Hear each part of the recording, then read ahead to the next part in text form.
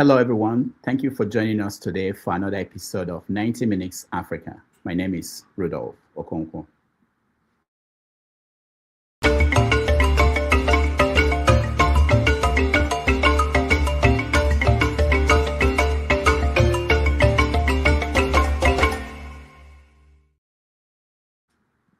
Since the beginning of time, the relationship between the African politician and the media, the way we know it, has been that of the cat and the mouse. When the politician is in bed with the media, the people are in trouble. When the media is after the politician, there is hope for accountability. Today, we look at the case of Honorable Chinedu Ogah. He's from Ebonyi State, representing Ezza South and Ikwo Federal Constituency in the House of Representatives. He wrote a petition against our guest. And because of that petition, our guest was arrested and held for weeks in Abuja. Our guest is James Friday Alefia. He's a journalist and publisher of Nigerian News Today. He was charged under the Cybercrime Act of 2024. He was charged for cyberbullying, stalking, and defamation. We're going to have a conversation with him because as a young journalist, sometimes when they are under attack and they don't get the media that they deserve, politicians and powerful men in society take it for granted that they could treat them any way they like. So please join me as we welcome to the show Friday James. Friday, welcome to the show. Thank you very much. Good evening, sir. Yeah, it's nice to have you. So for those who are meeting you for the first time, you are the publisher of Nigerian News Today. Yeah. Where is that based? It's an online publishing firm, an online media firm in Lagos. In Lagos? Yeah. Okay. Lagos, Nigeria. Nigeria. Okay. So let's start from the beginning. You are from Ebonyi State. Is that true? Yes, I'm from Ebonyi. Yes. So you are familiar with the politics of Ebonyi State? Yeah, very familiar with the politics. Your media outfit, do you just cover Ebonyi State or you cover the whole of the country? We cover the whole of the country. But then with a special interest in Ebonyi State. Okay. So you were working at different media organizations and then you started your media organization. When did you start the organization? I started my organization in October 2023, towards the end of my compulsory national service in Lagos. So I deemed it fit to start my own organization because I have great interest in establishing a media organization right from my undergraduate days. Okay. And so tell us what happened. How did you get in trouble with Honorable Chinedu Ogah? Now, for those who are watching, let me say that I personally called the honorable member of the House of Rep, Chinedu Ogah. I told him that I will be interviewing Friday today, that I wanted to know his opinion on the issue, the case that led to him being detained in Abuja. And the honorable told us that he said that he will not comment because the issue is still in court. So I gave him the opportunity to weigh in. He said he will not comment because the issue is in court. So James, go ahead and tell us, when did you start your media organization? Okay, I started in 2023, October, and we registered with the Corporate Affairs Commission, which is the the commission in charge of registering new companies in Nigeria. We registered as Ashiwaju Media Company Limited, and we've been empowered to operate as a media organization. Since then, before now we operated as Ashiwaju Media. For some reasons, we decided to rebrand to Niger News Today. Okay. Chinedu, sorry, Friday, there is still noise where you are. I told them, can you please stop the people who are making noise? So why we're doing this is that it's very important for us, especially those who are interested in the media doing the job they are doing. If you look at Nigeria, you find out that it's very easy. People in rural areas and people who are not in big cities or do not have big platforms, sometimes politicians and powerful people in the country find it very easy to pick on these people doing their job. And these are the people who will be the next set of journalists who will run the media that will hold people accountable in the country. So we're talking to Friday James to share his experience with us, how he ended up being locked up in Abuja and what happened there. So, okay, again, Friday, thank you so much. So I was saying, tell us, so you are familiar with Honorable Chinedu Ogah? Yes, I'm familiar. Okay. I understand that he is the one representing you in your own federal constituency. Yes. What kind of person is he? I'll describe Honorable Chinedu Ogah as one of the politicians that I've known for years as the best grassroots mobilizer. Being a politician is not just doing his politics in the city.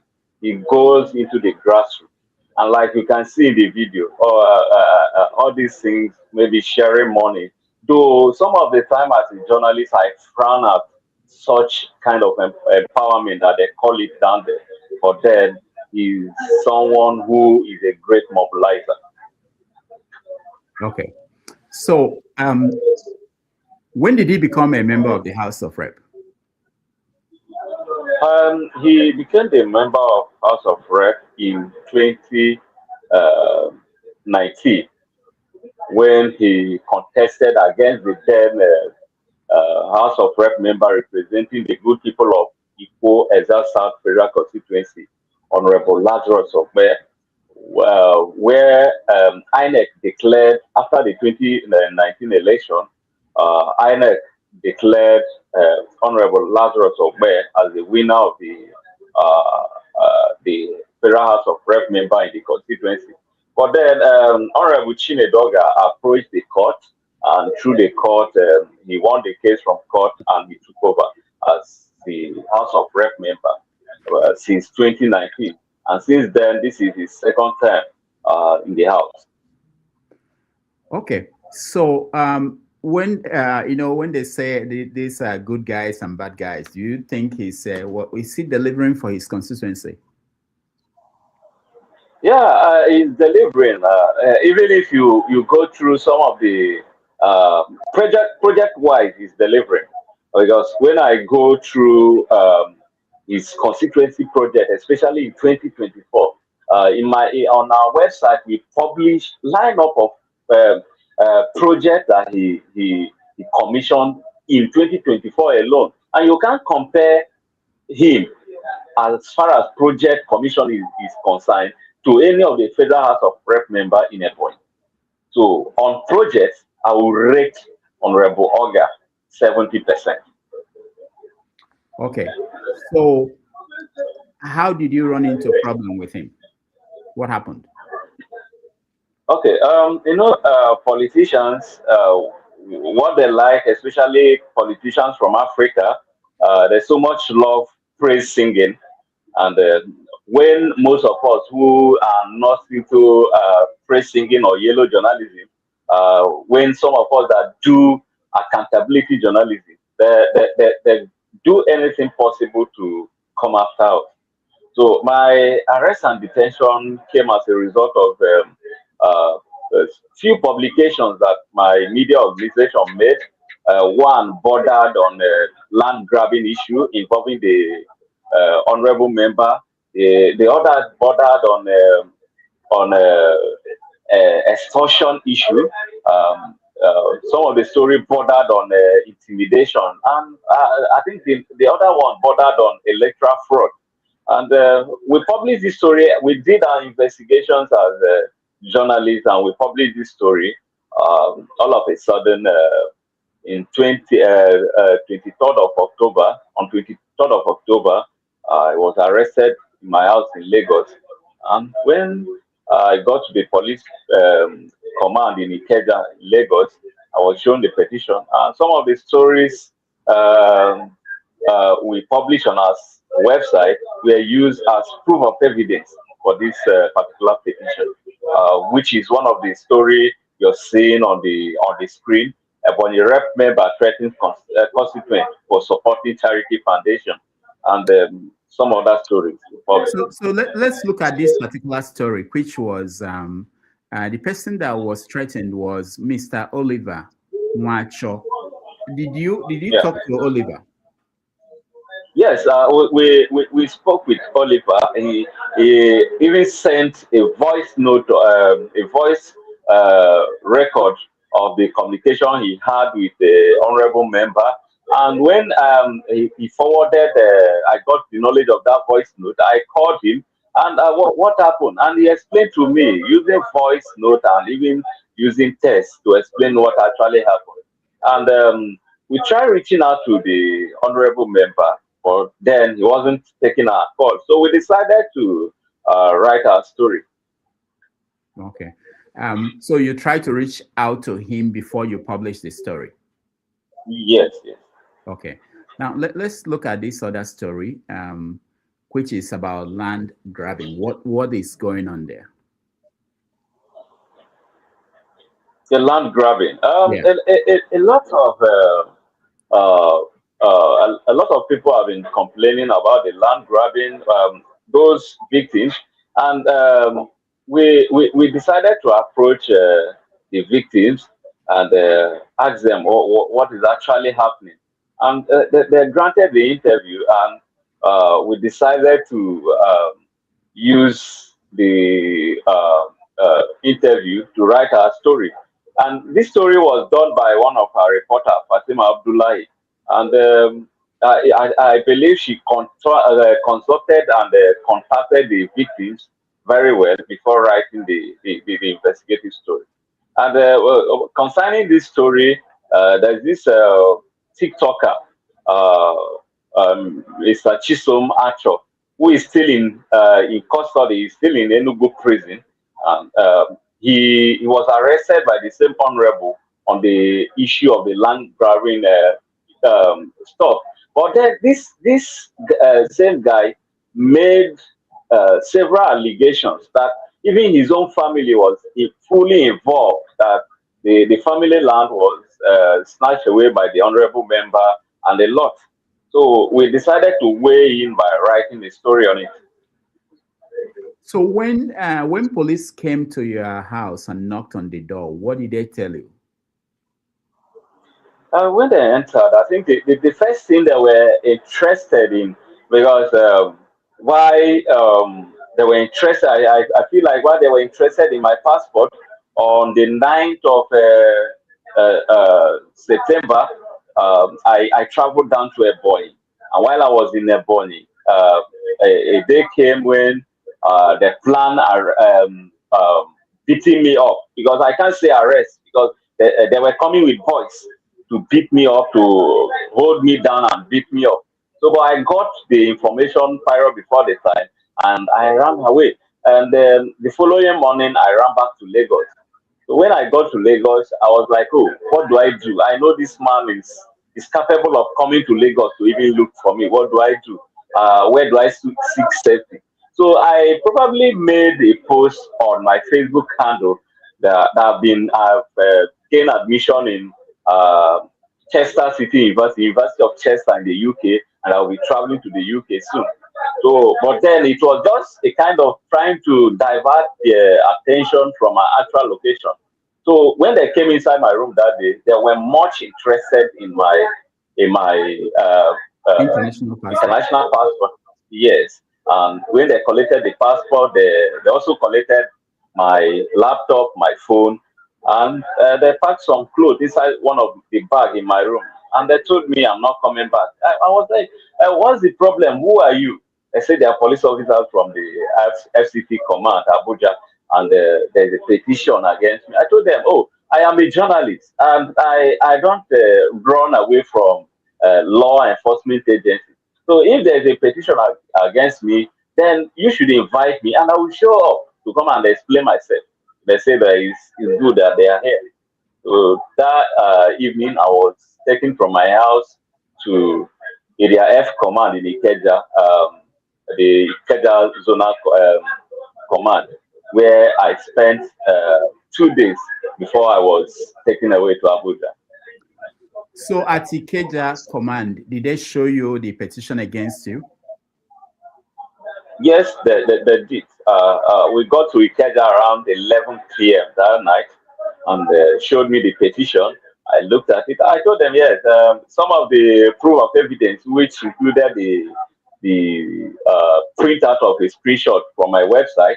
Yes, I own this website, and we are liable to whatever we publish, and we can defend anything we publish.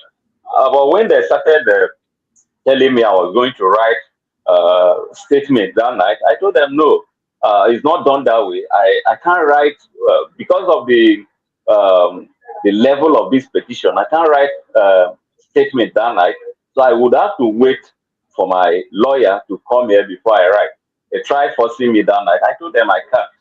So until when they finally agreed, and I called my lawyer, he said it's already late, that he's coming in the morning. So your lawyer came in the morning the next day, and what happened? Yeah, he came and we started the statement writing. We completed same day. Well, what did the statement say? They, in the statement, we're trying to tell them that yes, we publish those articles, but we can prove it because we have evidence, and we've done our job as journalists, and we can prove it. Okay. So and then what after that? What happened to you? Why did they Yeah, decide to take you?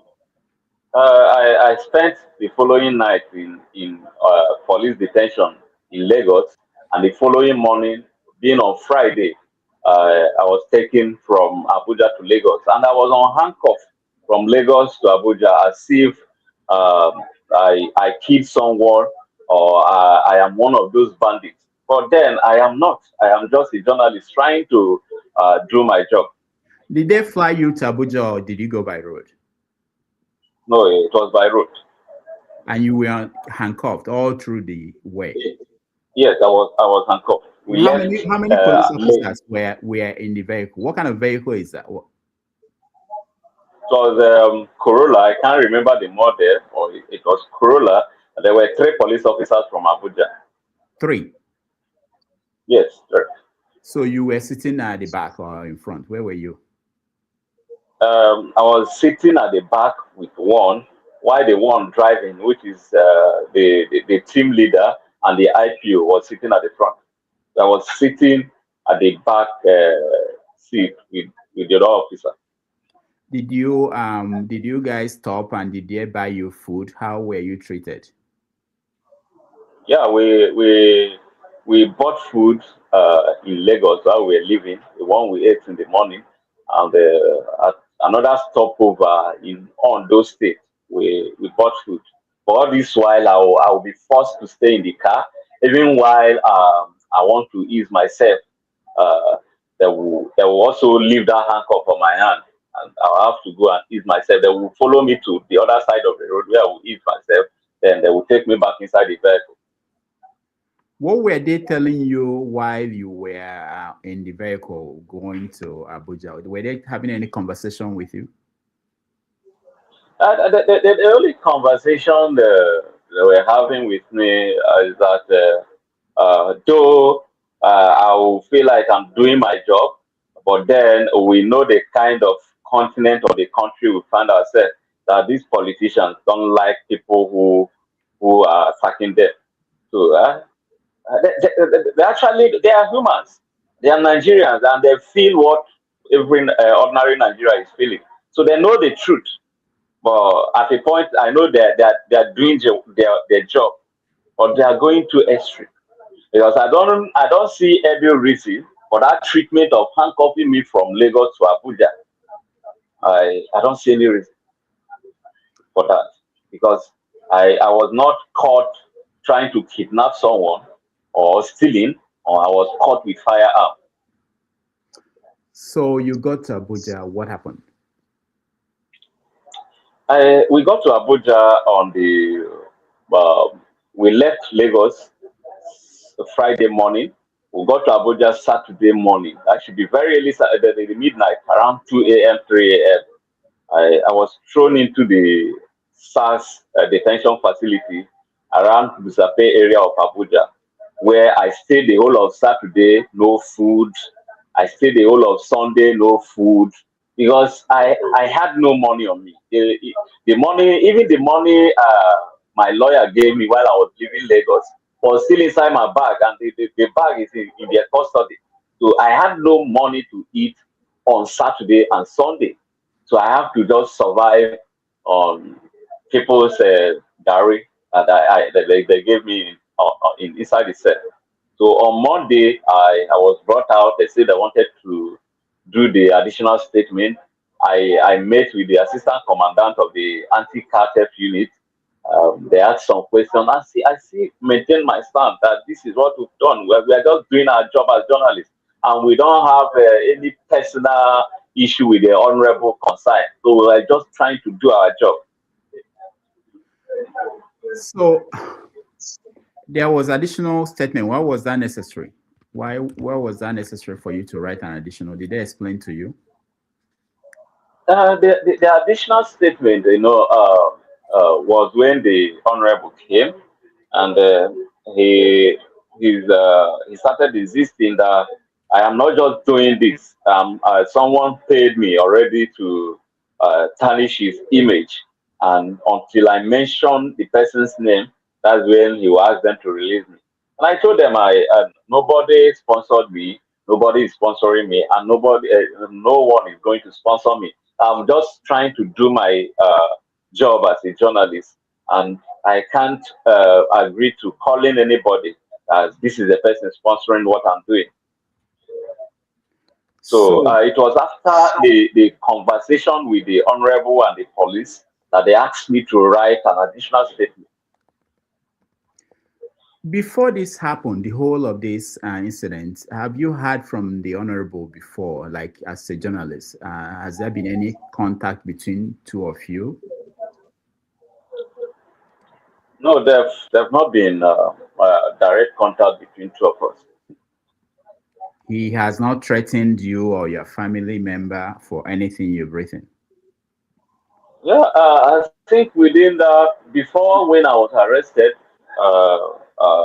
my elder brother, Dr. Chinedu Alefia, who is a lecturer at the Department of Mass Communication, University of Calabar, called me that Honorable Ogah called. This is his complaint, and he said he's going to deal with me. I told him, I've not done anything wrong. Thank God, before becoming a lecturer, we are practicing journalism. So I'm just trying to do my job. So just for now, we'll keep doing our job, but then nobody will stop us. So it was not coming as a direct threat, just calling my family members to report my activities to him. So after you wrote the additional statement, what happened in Abuja? After the additional statement, they said they were charging the case through the police to court. And it took a very long time. I stayed in detention from 23rd of September the 8th of this October, when they finally filed the case to court, the 5 count charges. And after filing, they started complaining that it's taking time for them to assign a date to the case in court, and this lingered till the 12th day of November 2025, when I was finally arraigned at the Federal High Court, Maitama, Abuja. Yeah, did you have a lawyer at that event, the arraignment? Yes, yeah, I have a lawyer. Okay. So and then what was did they grant you bail that day?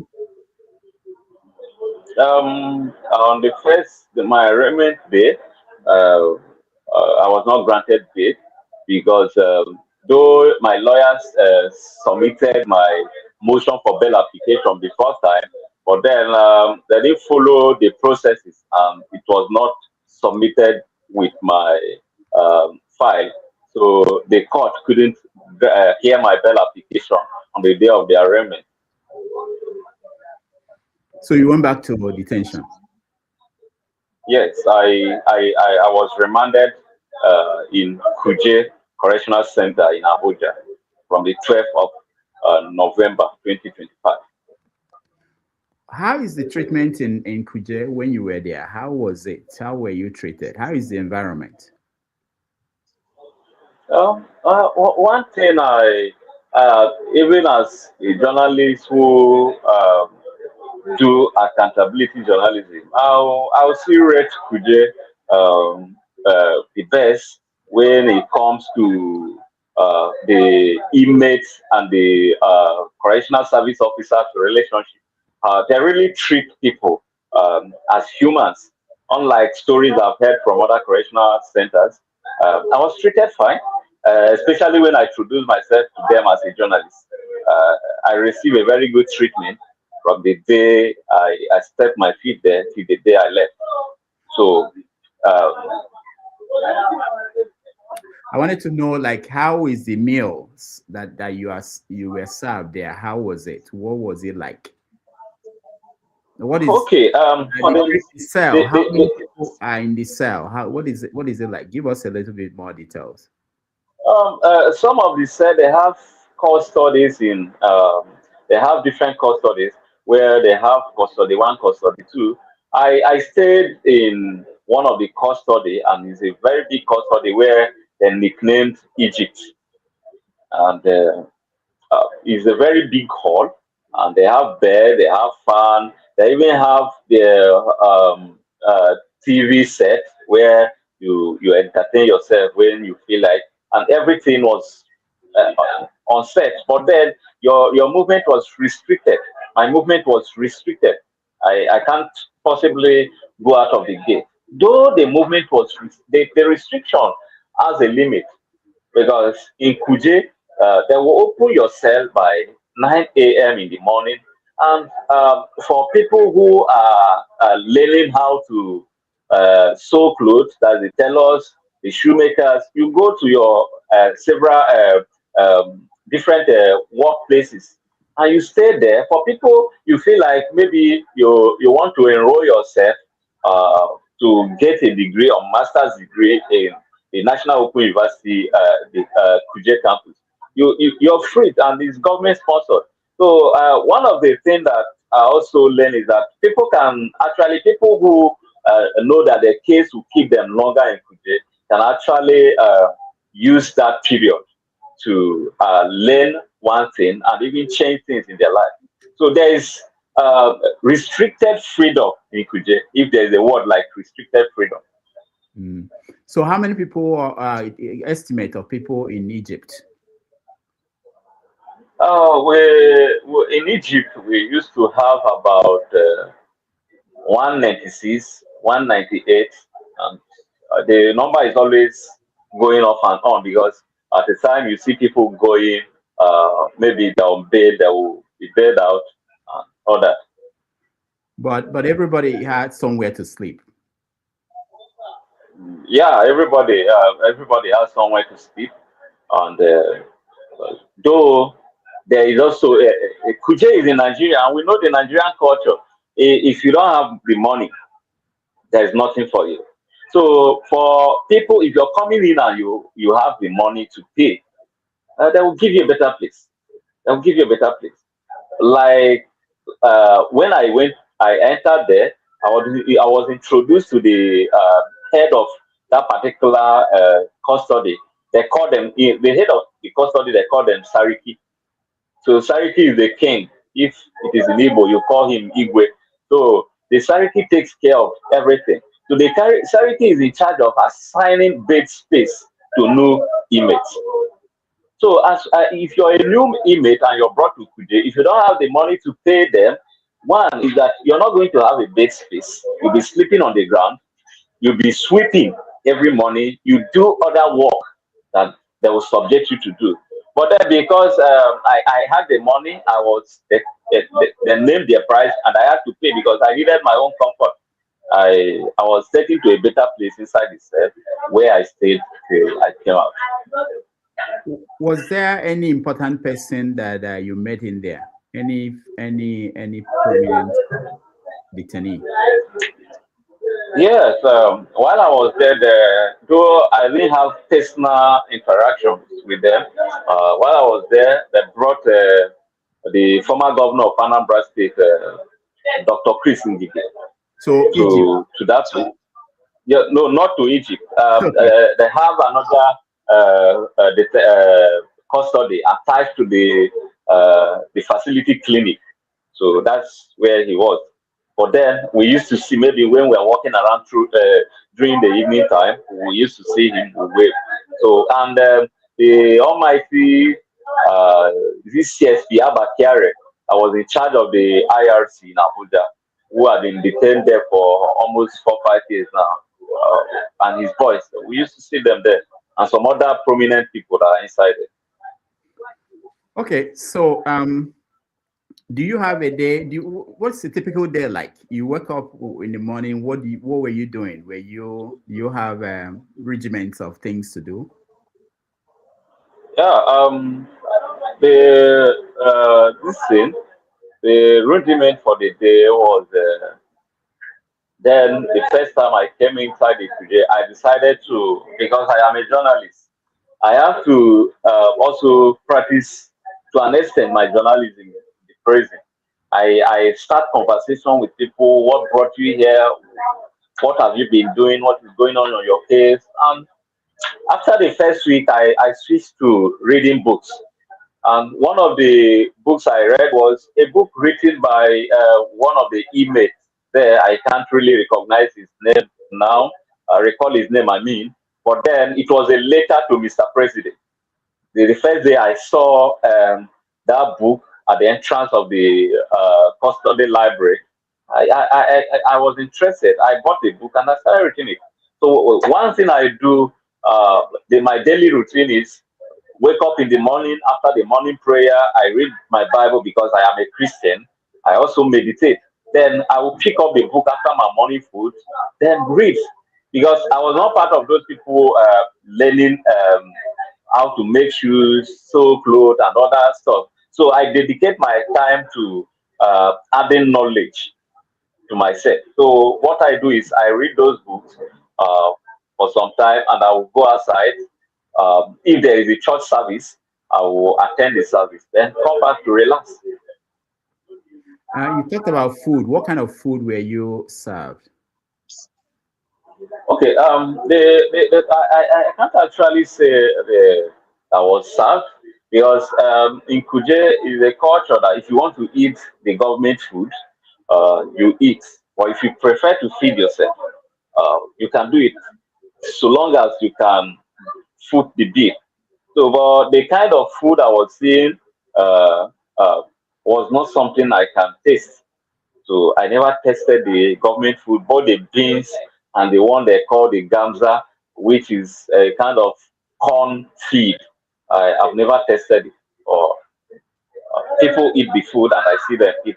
But then it's something I couldn't take while in prison. So you were buying your own food.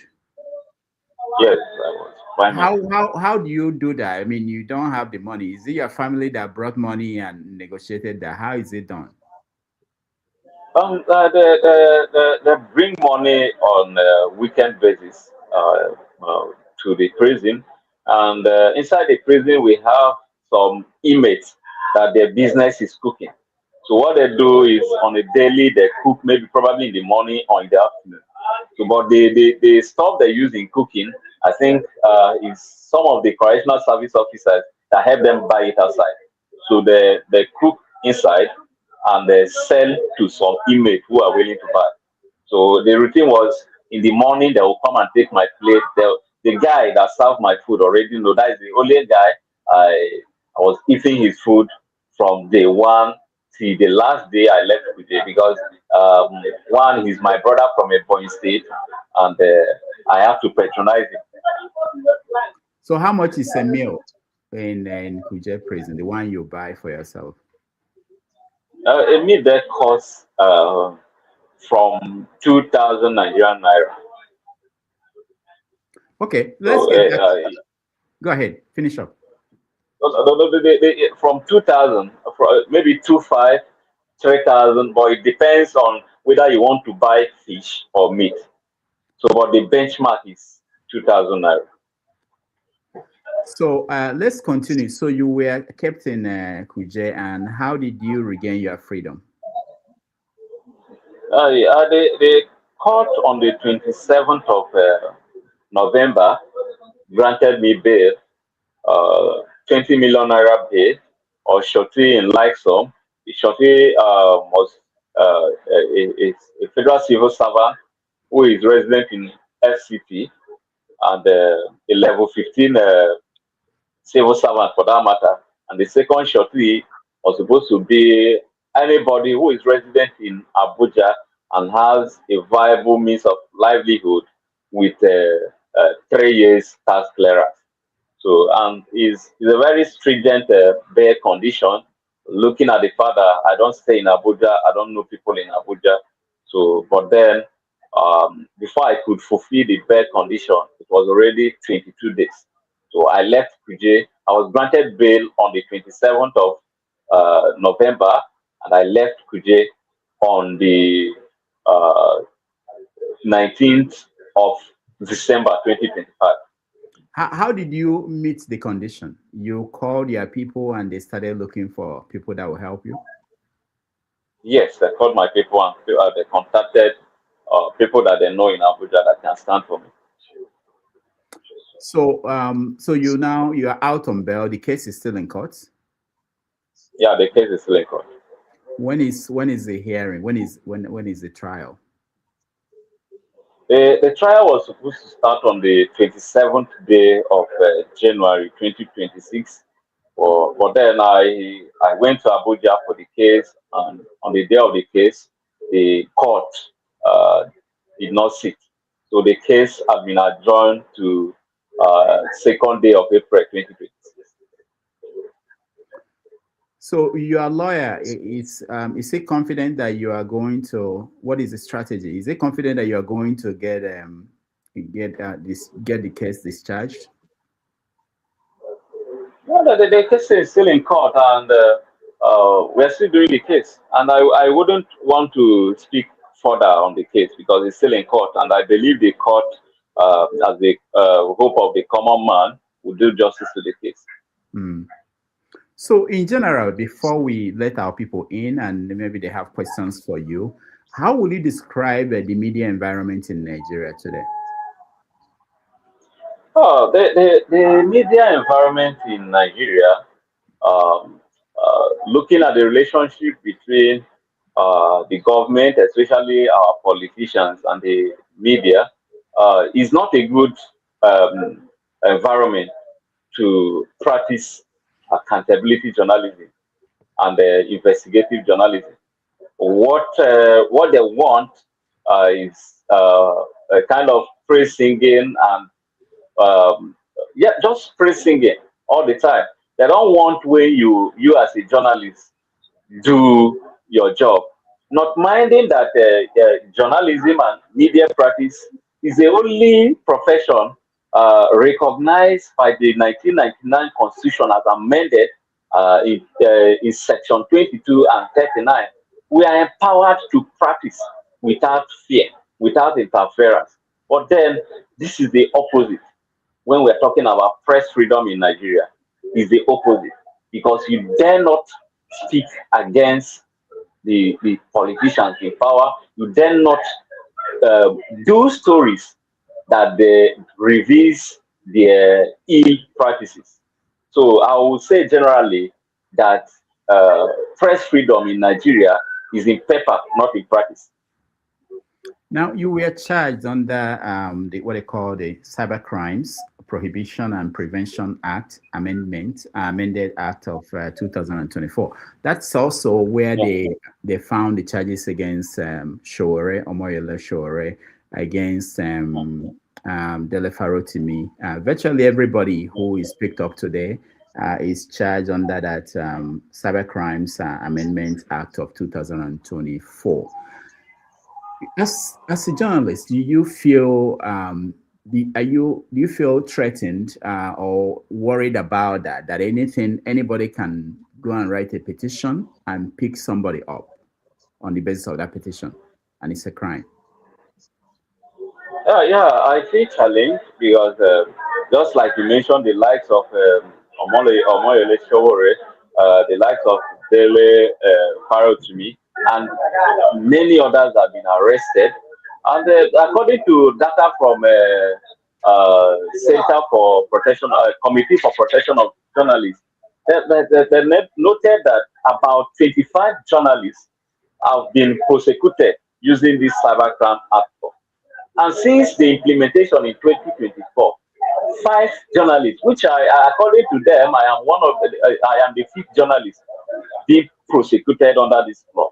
So this cybercrime act is a tool by the political class in our country to silence journalists, to silence the real practice of journalism. So what they want, just like I always say, is praise singing. Once you go after speaking about accountability, doing investigative report, they will come after you with a tool, which is the Cybercrime Act as amended in 2024. So I feel threatened as journalists. You are from Ebonyi State, and during the Yes. era of David Umahi as governor, there were instances where he personally threatened reporters. There was one Sun newspaper reporter that he told that he could not guarantee his safety in Ebonyi State, that he must leave the state. What is it like in Ebonyi State to be a journalist there? How is the culture? Hey, Nigerian factor. Yeah, we know, we understand. Yeah. So I feel in Ebonyi, just like in Nigeria at large, the press freedom, just like I stated before now, is in paper, not in practice. So once a journalist starts speaking against or speaking what the political class don't want to hear, they will come after them.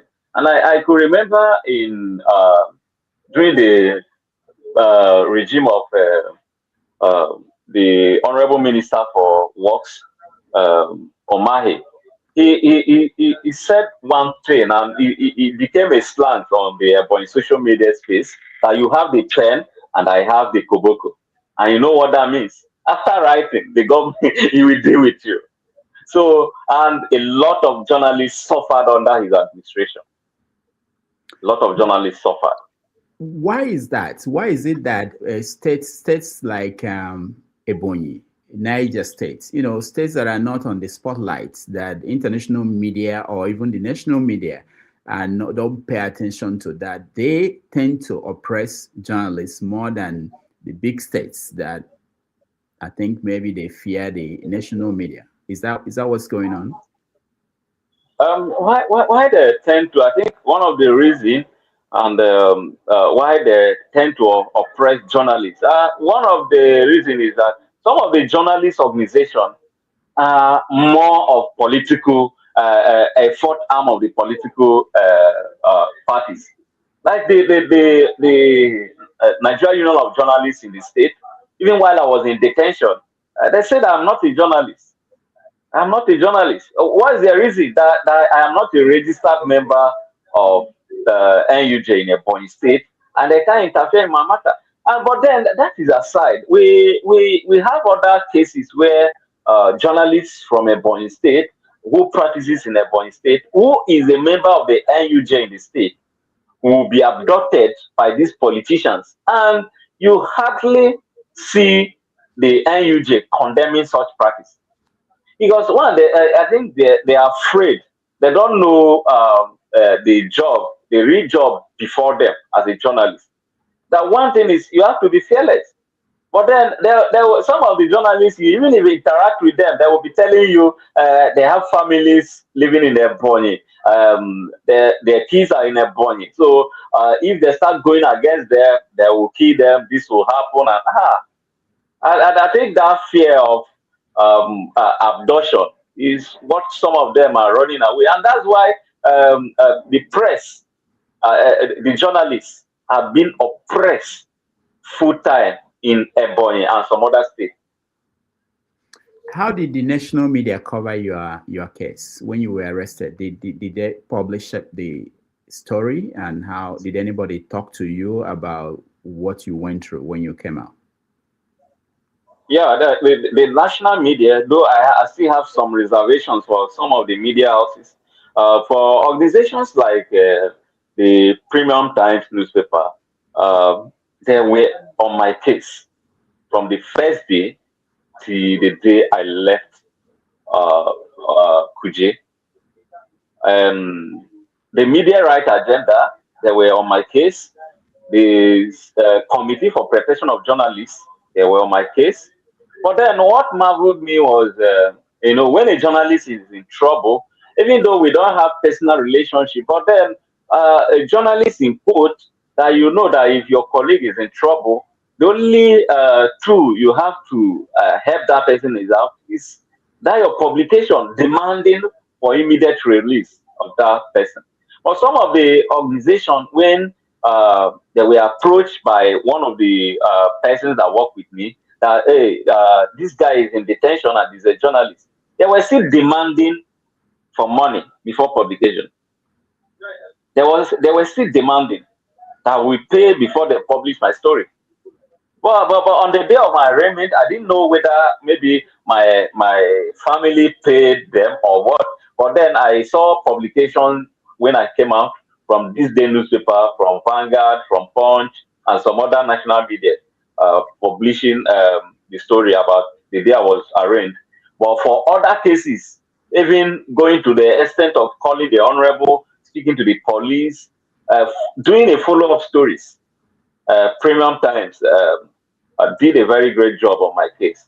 And Premium Times have been an organization structured to also speak for journalists that have been oppressed. So like I said, I have reservation for some organization, because if we are journalists, we should protect the interests of others while we're in trouble, not demanding for money. Just to know, you don't have to answer, but will you want to mention the people that asked for money before they cover the story? No, I wouldn't want to say that. All right. I understand. I'm not saying. I mean, I don't know how radical you are. Because it won't stop until we expose them. Yeah, the change begins with us. Yeah. So if we can't protect ourselves, it's not going to stop if they are protected. Yeah. Yeah, because sometimes it's not going to stop. Yeah. Okay. All right. So we take a break. When we come back, we have a conversation with our guest, Mr. Friday James Alefia, who was detained. Alefia. Okay. Who was detained in Abuja under the orders of House of Rep member Chinedu Ogah. Again, for those who are just joining us, we called the House of Rep member and gave him an opportunity to come and tell his side of the story. He said no, that the case is in court, that he will not talk. So we take a break. When we come back, we will now interact with him. You guys will have a chance to interact with our guest. Thank you, everybody. Thank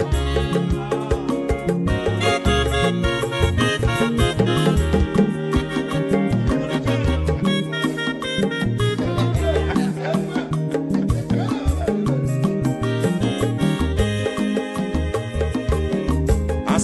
Onyama zolo bio Akwa nwa zolo bio Max Ibia bunye go kwanu mo no fube nazo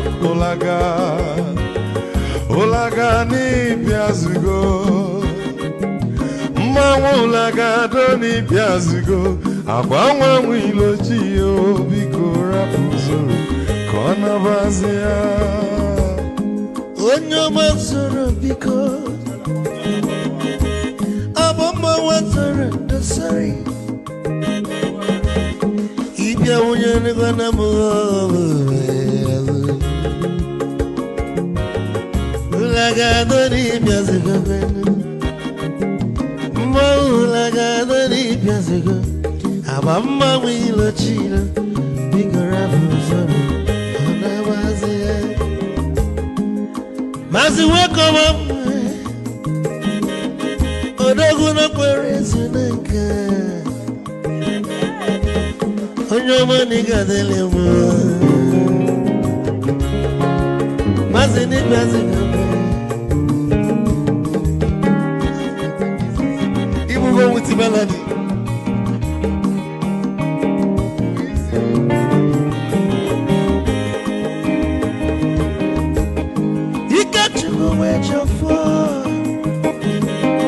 Odogu na chala noka Ezi wane mliga delemo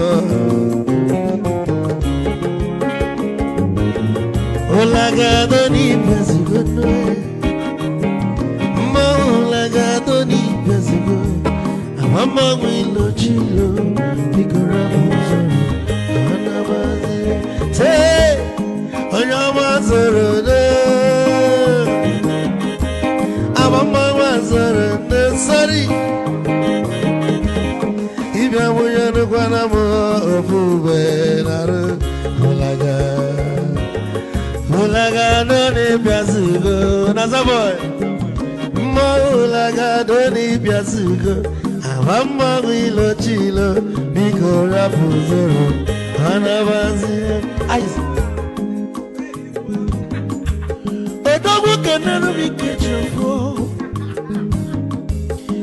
Ama kwa mnika kugogia Waligwe kwelo Ikecho mabele bege Hey, you want?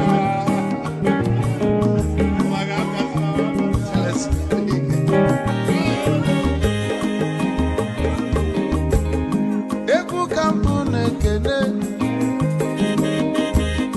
Omogo ndi nso Chukwe mekalumo Ike chukwu negaji Esi nwanne mekene Ilapu ife nini neme webia Kagosili na nyina gibu nwanne wisdom megadi Kanye gi maiki kogo banya begwu Isili maxi obu netiri egwu a Malukwa malu ni mego mi fojo Wesigi nwanne mi fobu ni cholu na ngeme Wisdom onume kenege Bama iyo biko lapo Namasia Zoro, zoro, zoro, zoro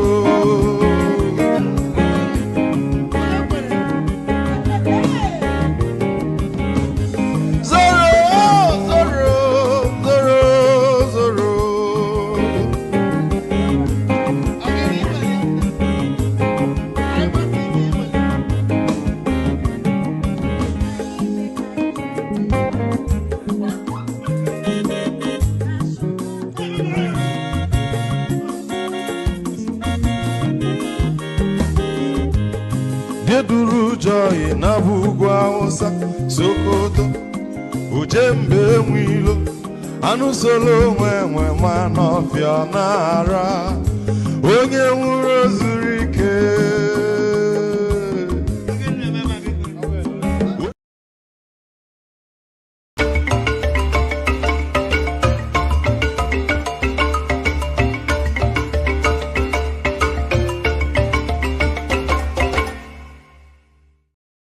All right, welcome back, everybody. Thank you so much for joining us this Sunday afternoon.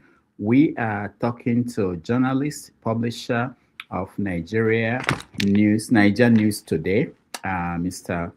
Friday James, who has been went through an ordeal under the hands of Honorable Member of the House of Rep Chinedu Ogah. The case is still in court, and he's been telling us of his experience. James, so you studied journalism at Alex Ekweme Federal University in Ebonyi State. I studied mass communication. Yes.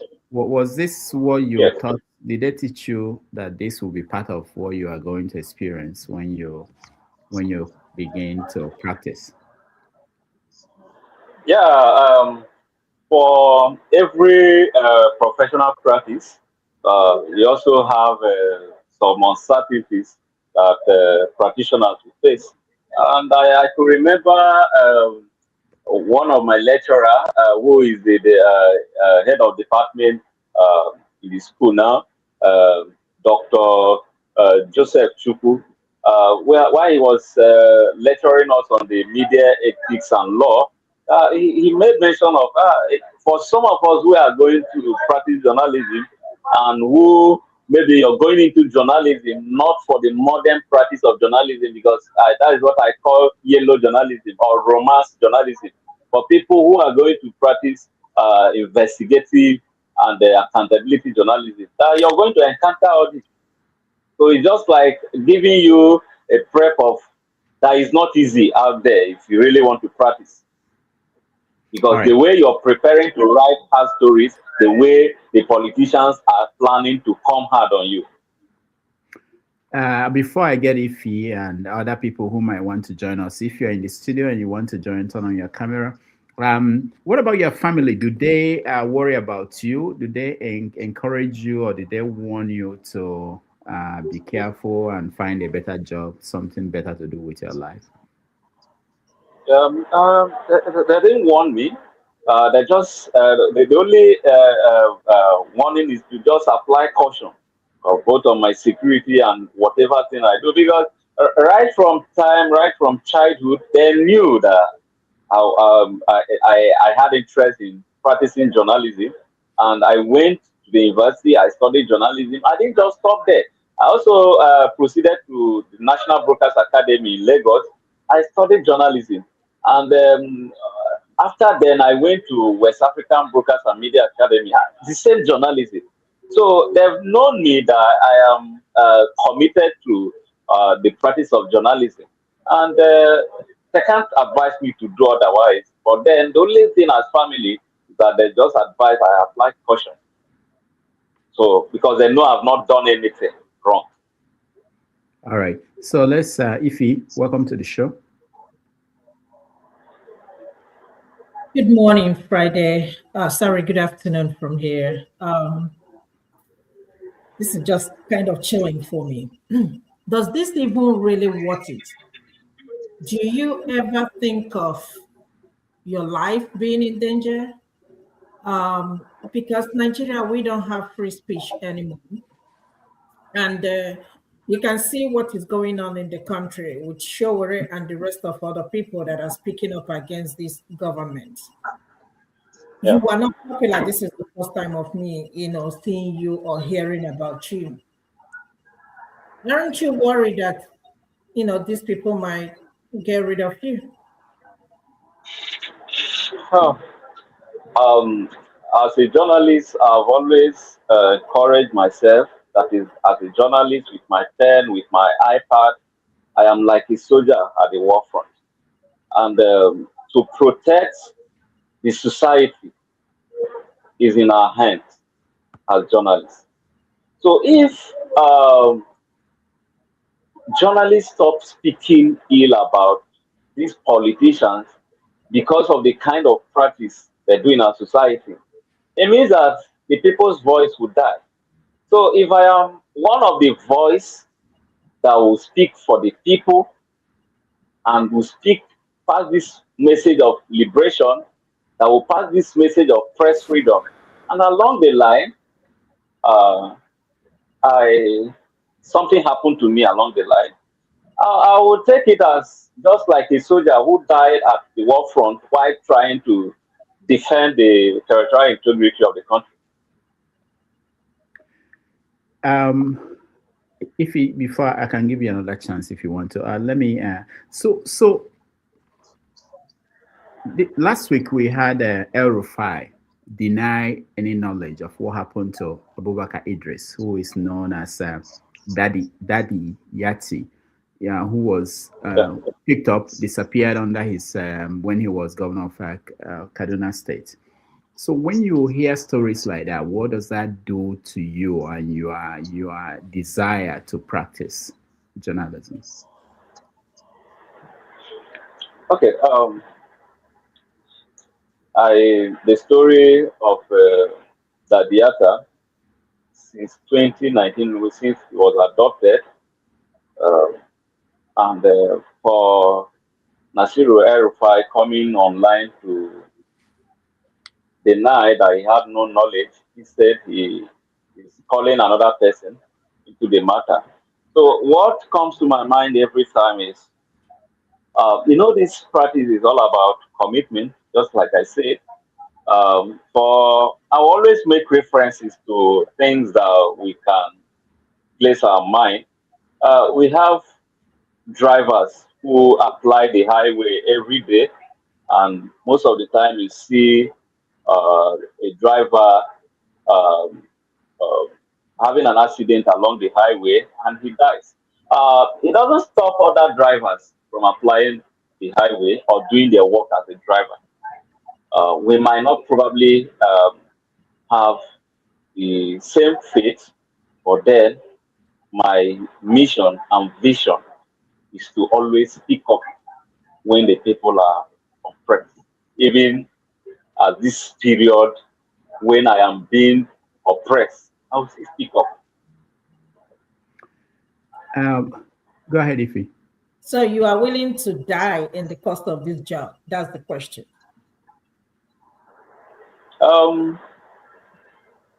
Willing to die? Nobody wants to die. All of us will die one day. But this is a dangerous situation for you at this point. It's a dangerous situation. But then, just what I have learned how to do is to apply caution. One, on my security, because I was actually tracked. I was actually tracked all the way from Abuja to Lagos. And when they came to Lagos, they stayed days in Lagos trying to track my location. So I just have to improve on my own personal security and take caution on some of the things that are not worthy. How are you paying for your lawyer? Is your lawyer rendering service free? I pay him. From where? Family and personal funding. Yesterday was Valentine's Day. Do you have a girlfriend or wife, and what are they saying about your job? Presently, I don't have a girlfriend. Maybe I feel like I will be more exposed to dangers if I have one, or if I had one before now. And I don't have a girlfriend, and I have only my mother.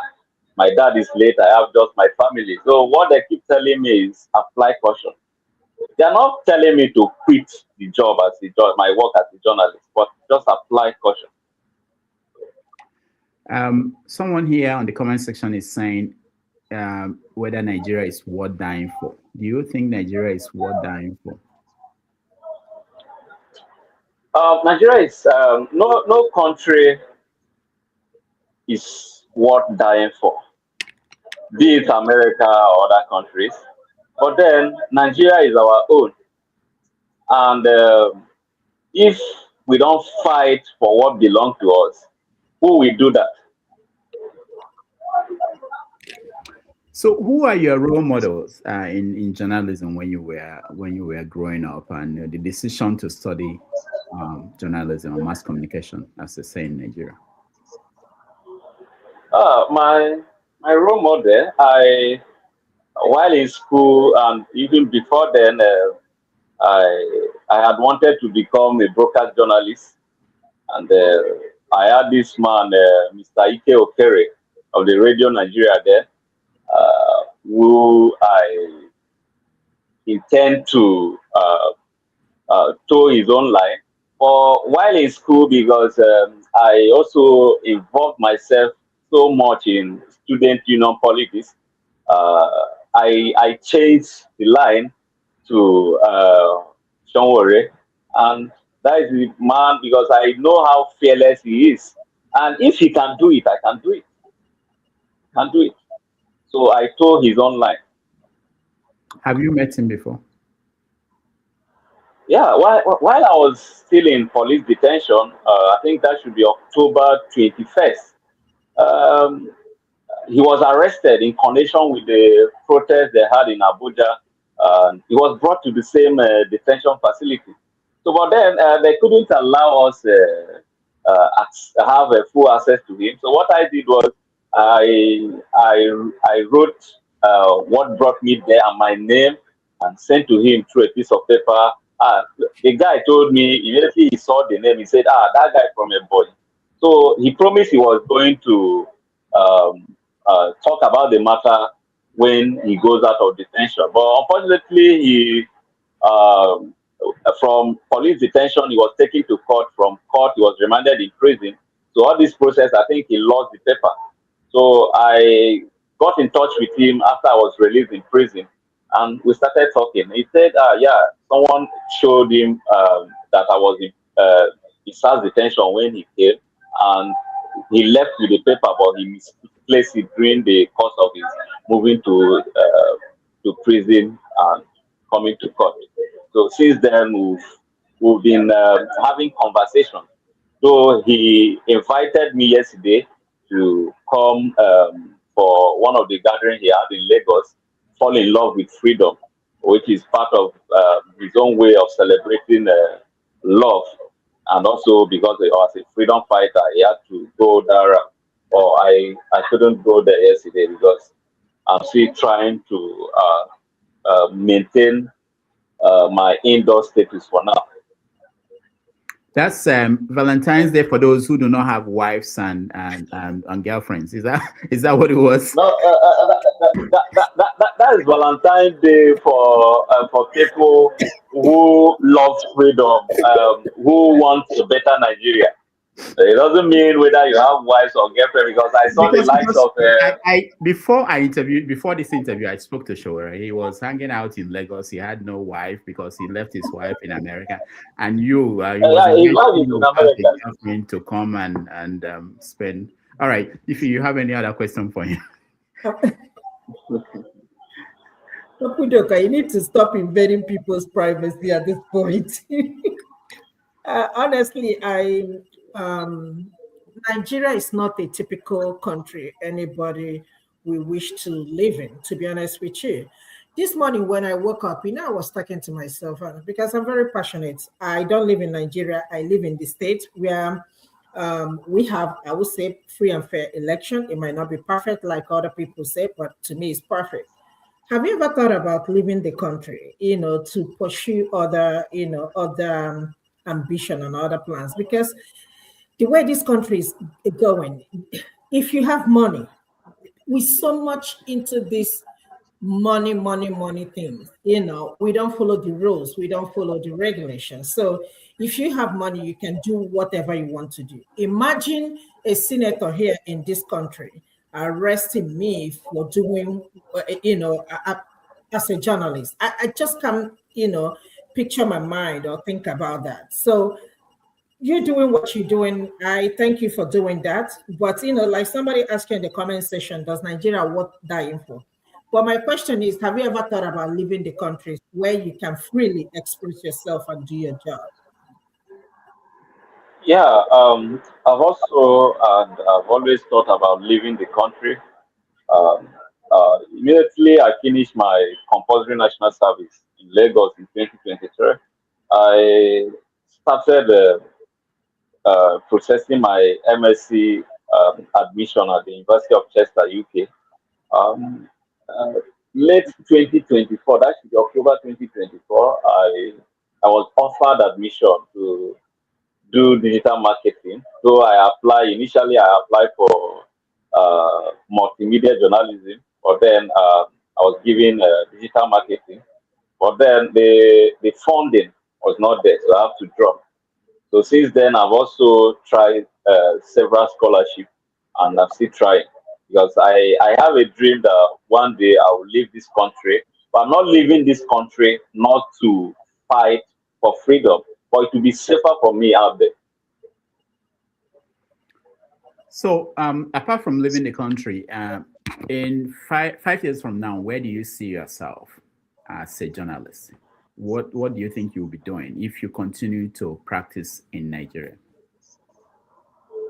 Okay, 5 years from now, um, I want to appear on the top list of Nigerian journalists who speak the truth to power. And I am also not when I'm planning to be, because the way I told you, my role model is Shawore, and I know a lot of things he has suffered in this country when it comes to fighting for freedom. He left his family since 2 years or going to 3 years now, and he's in Nigeria. His passport is seized. He can't maybe visit the family. So I see myself in 5 years as being that journalist who will not surrender to oppression, who will build a platform that will be used to fight for people's freedom. All right, thank you so much. You mentioned Showere, and one of Showere's right-hand people had you, and he's here. Unlike you, you're taking a risk. Dr. Chidi Anyanwu went to Nigeria and was hanging out with Odumeje. This is a journal, big time Canadian-based reporter. He's hanging out with Odumeje. so Chidi, welcome to the show. Yes, Dr. Damages, I got the power. I'm about to release my power now. Maybe you give Friday some of those I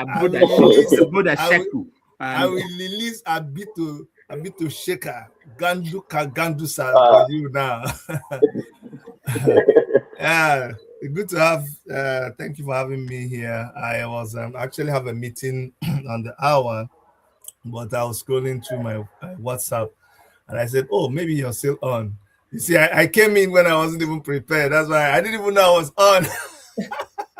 I was just clicking on the link and I saw I was on. That's why I had to run out and come to my to my studio, getting ready for the meeting.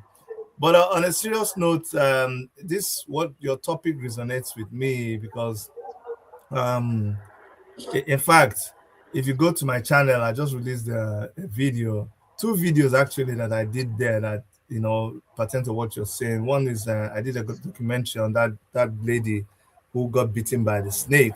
But that was just, I used it as a means of addressing the issue of what I think is going on in Nigeria. And then the second one is I just did a monologue where I said Nigeria is tired. Nigeria is just tired. Where we are right now is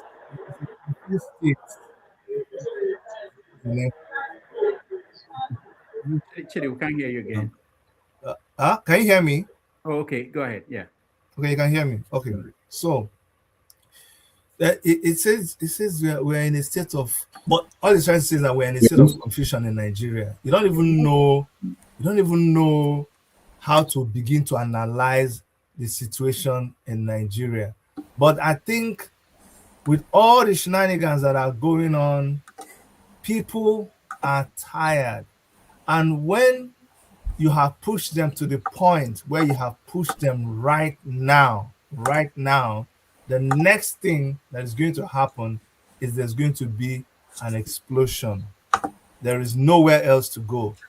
You know what, like when you've pressed people down to the wall, it's not, I mean, I really want to sympathize with my brother for what you happened.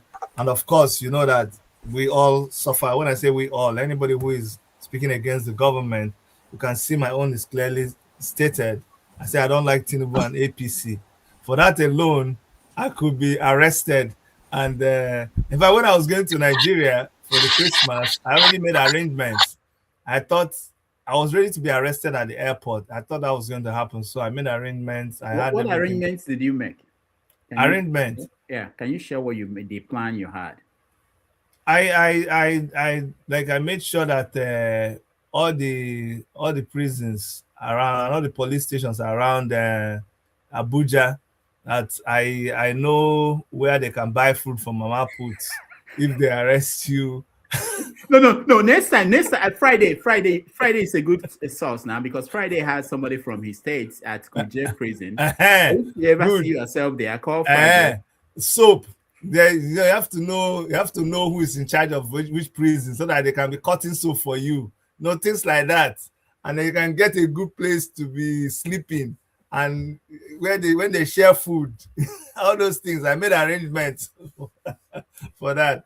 But really, it's not funny. It's not funny that when you're traveling back home, you'll be making arrangements for if you eventually get arrested. Why? And this is me going home with my family to enjoy Christmas, but being aware that instead of even me getting worried about this insecurity, I was getting worried and getting prepared for confrontation with the government. That's just the truth. I was afraid of the government and what they could do to me as somebody who is in the opposition. And these guys, there's so much to talk about concerning this topic. I wish I had the time, but I just say thank you so much. Just let me pop. I have a question for you. So my question is, Michael, hold on, Michael. Chidi, we will invite you, and then have this year hanging out with Odumeje. You need to explain that to us. I need to know that will happen. All right, Chidi, thank you so much. Thank you so much for having me. Thank you. Okay, let's welcome Michael. Okay, go ahead, Michael. Okay, so my question is, you said that when you guys post and the government sees it, it goes against what he wants to get done, and it goes against what he's moving or doing, he arrests you guys. And then my question is, well, if you post individually, I was watching a forum on YouTube, and the Chinese government was saying essentially like what you guys do, the journalists, when you make a post that goes against what's going on currently, right? The government will find you because anytime you post to a website, your information you post uploads to their database. They download everything, know your location, metadata, and everything. So when it goes against it, they're able to find you before your information can spread live stream. They find where you're at and they stop it from spreading. So before it can even start, the whole thing shuts down. And I was reading your case, and I saw that it says you got a lot of delays. Yo, fine persecution, 50,000 naira. I think they said it was only 35 USD dollars translated. But the more I look at it, I see it more as instead of you just posting by yourself, instead inform the public by going outside. Because by you post, you're putting a target in your head, but you're making it easier to find where you're at and stop you. But if you're more within the public and more local, if posting is online, the public is local. So by being more local, you'll be able to gather more attention. But then again, at the same time, as people become aware of themselves, because they got to come to the realization is this is what is going on. Yes, you can post it, you can realize it yourself, but they themselves got to come to their own realization like, oh, okay, now I understand what is actually going on. And I see it as by you involving the public more. Yes, by posting online, but the average Nigerian, how many of them have internet or electricity or even access to the websites that you post or even know about the website? If you don't know about the website, even in that community, you have no idea that the community even exists. And by posting, it brings awareness to those who match the algorithm. If my video feed is not anything near what is going on in Nigeria, if your article, your video is not going to reach me at all. The only reason I'm able to see, I'm all the way in the U.S., I'm able to see it just because I watch a lot of African news and what is going on. But I'm trying to tell you, you have to involve the public more. Over here in the States, we watch YouTube a lot. Like the algorithm, it's everywhere, so we're able to see what is going on because we know what's going on. I think last time I was in the show, I was watching this older guy came on and said, where was all these people when this event was happening and this other past event was happening? And I had to explain to him, the media didn't bring the attention. No one knew what was going on in Africa until they started talking about Palestine. From Palestine went to Congress. Everybody was like, oh, the AES happened. They were like, oh, this is what's going on within Africa. This is actually what is going on. This is the corruption. At first, we hear it's corrupted, but no, there was no media. No, the main media didn't bring it to us. If you what you knew is if you were in the community, if your online space or algorithm was Pan-African or Pan-African focused, and was able to get the news. But if it was a regular person that watched sports, soccer, football, you go out in day-to-day life, you're not going to see that. You're going to only see mainstream news. But as y'all know, and we know over here, mainstream news over here is bought. The people that own mainstream news and censorship over here, the way they describe news, especially people, black people, it's terrible. They make you seem like you're terrorists within their own city, but what they just did is nothing. Like, for example, the Epstein just released. Nobody got arrested or anything. But then they killed, but 2021, about 5 years ago, 71,000 black girls under the age of 17 were kidnapped. The government never made any post. It was not on CNN. It was not on any major news platform on TV. To find the article, you have to go online and read it online. So, man, if y'all news corrupted, our news corrupted as well. So we watch a lot of YouTube. That's the reason we're able to see what is going on now. Before it was news. It was everything on the news, everything on the news, the TV, the news. Now, like, okay, the news is brought out. So now we're coming online. We're seeing what is going on over there. And we, like you said, you're posting journalism. But we're trying to explain to you, you have to organize the people first. As you just posted, you can be stopped quick. So your post will not even reach that far, even on YouTube. When you first start posting on YouTube, you have to post. You have to continually keep posting to get into the algorithm. That's what I'm trying to explain to you. So now, my thing is, if you really want to make a change and like expose these people, you have to involve the public first. Show the public, show them presentations, show them their documentation of, wait, they're doing this, they're contradicting themselves over here. This is where the holes are at. By showing the public, now they're able to do it. Where they're able to even defend you. When they see people come like, okay, wait, they're looking for him. Hello, oh, you see, I think her name is Alefia Friday James. I might say her first name wrong. Excuse me, I'm sorry. But essentially, the people are like, oh, he's just being honest with us. He's showing us what is going on in the government. What he's saying makes sense. We cannot let them stop him. We see what happened with the AES. When the U.S. and the EU try to smear the campaign, because they see the government improving, the people themselves came up and said, wait. He's helping improve the situation. What does that show? Psychologically, it shows that when people respect what is going on politically, when it's your political class and your elite class, you don't have a political class. Your only political class are all elite class. They all have money for themselves. All your elites are your political party, essentially. So essentially, when they're like, oh, wait, this is what is going on? No, we support the government. If the government wants to disband all political parties, we see what happens when the political parties, you can corrupt and you can pay them. Because at the end of the day, if you think about it, democracy is a majority of the rule. Over here, what they do with democracy is it's called gerrymandering. So they'll take their district, like, for example, you live in Minnesota, right? Let's say Minnesota, you have 5,000 black people, 2,000 Asians, 3,000 Mexicans, and maybe 10,000 whites. Well, essentially, the black people votes are supposed to be, okay, since there's more white people than black people, the black people vote have to count a little bit more to balance it out. But what they're doing is political parties are Democratic and the Republican. There's only two political parties. And those two political parties are always fighting for influence. Now, I don't want to go into details on what they fight about, what they're trying to, which direction each way is going. But essentially, what I'm trying to explain to you is you got to involve the people first. And I kind of go all over the place, but I just want to give you examples of by involving the people and letting them know it's easier to let your message spread more, because by the people, the message is going to spread. Your journalism, your writing, whatever you post, the people are going to have to talk about it. If they don't talk about you, whatever you post, it wouldn't even matter. They don't care about it. But by you involving the people more and more, number one, you take the target off the back a little bit. Okay, they don't see me online every single day. I can post on this journal site, but this location, I'm not there anymore. I'm in this location. The people around me know what's going on. You got to connect with more people, because there's people that think like you. I'm in the States, of the United States, and I understand what you're trying to do. I applaud it. We try to practice the same thing over here, and we get arrested. Journalists get killed. They get arrested for espionage. What you did, what they consider as terrorism that goes against national security. you get arrested over here too as well. So what you doing, we appreciate it. We see you. We're saying, okay, then go into the public more. Because over here, how to gain a following is to go outside. Over here, Christian groups, they'll go door to door. Oh, are you invite you? What do? Go to your door, invite you to church. Come to the church. People to people to people. You wouldn't even see them online. You just come to your door, connect with the people more.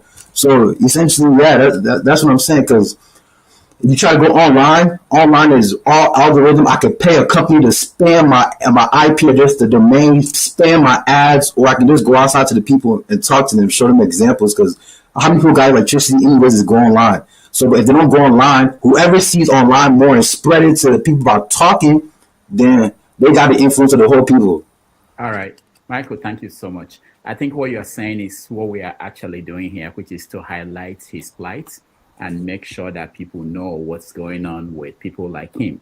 Because sometimes what you find out in Nigeria and African countries, if you are not a big name journalist and you are in trouble in those areas, you find out that you don't get the media attention that you deserve. And then the politicians enjoy that way. Because now, like when I called the House of Rep member before this conversation, he was worried that he's getting a call from New York about this case. Like, what is going on?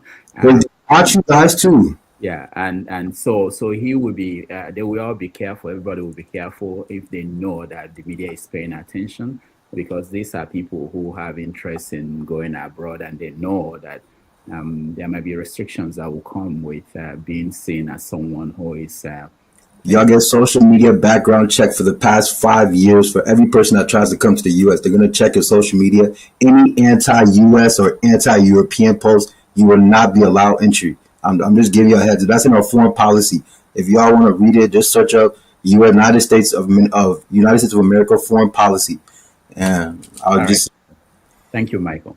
Friday, there's a question for you on the comment section. I want to give them a chance. Somebody wanted to know, I can't find it, but I think something about, are you a spokesperson for Ashiwaju?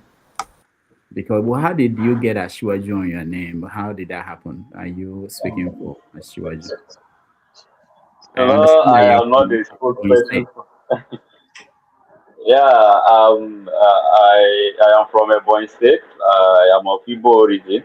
But then Ashiwaju is the Yoruba name, which means to lead. So my own Ashiwaju is different from the Bola Ahmed Tinubu. I think there is popular music in Nigeria, Ashiwaju no be Tinubu. So I'm just bearing the name because I love the name, and it's a kind of my nickname. Most of my friends in Lagos knows me as Ashiwaju, and I decided to also use the name in registering my company with CSC. So I am not the spokesman to the president. So you were able to register Ashiwaju LLC, or what? What is it? What is the name of the company? Ashiwaju Media Company Limited. Wow. Okay. That's a jackpot. All right, we're going to take a break. When we come back, we round up. If you want to interact with him, our guest Friday, please join us. It's very important. I think it's important that people who typically come on this platform to criticize the media will have an opportunity to meet someone who is actually practicing and dealing with the consequences of the expectations that we have on the media. We always expect them to do this and do that, but without thinking about the price they pay for the job that they do. So we'll take a final break, and when we come back, we round up our conversation with Friday.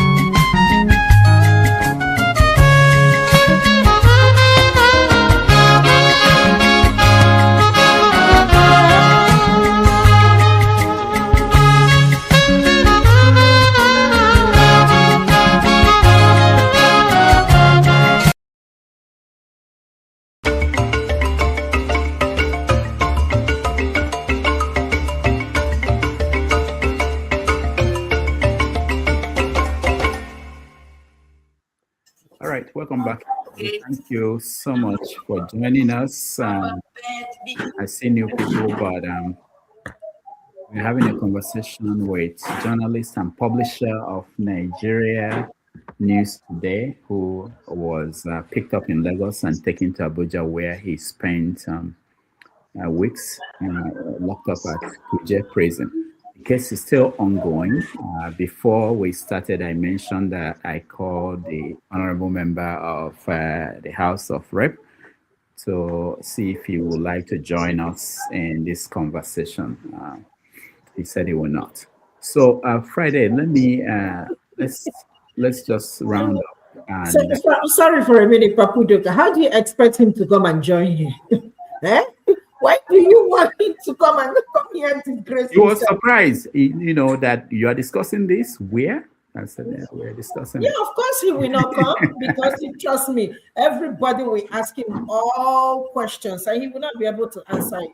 Because Nigeria, we are fond of intimidating people. So I don't expect any of the politicians to come here, honestly speaking. All right. So Friday, one question from me. I will ask you, stay humble, and I will let him intervene and maybe ask a question. But in this story, one of the stories that got him mad was this story about what was it about again? The land, is it the land one or Charity Ebonyi rep member threatens consistent? Okay, so in this story, he called one Oliver and threatened the guy. Will you be able to present this guy in court during the trial? Yes, I'll be able to present him in court. Okay. I just want to know because sometimes you find out that when it's a court case now, you find these powerful people. They can buy up the people that you even need to make your case. And that has happened before in Nigeria. Stay humble. Welcome to the show. Yeah, thank you very much. My light situation is not given today, so just manage me today. Sorry. Good evening. Friday. Is Friday your first name? Alefia? I don't know. Yes, Friday is my first name. Unfortunately, I missed the greater part of the show. But it gladdens my heart really when I see people, journalists especially, who are challenging the status quo. Because it's not easy really to be a journalist in Nigeria.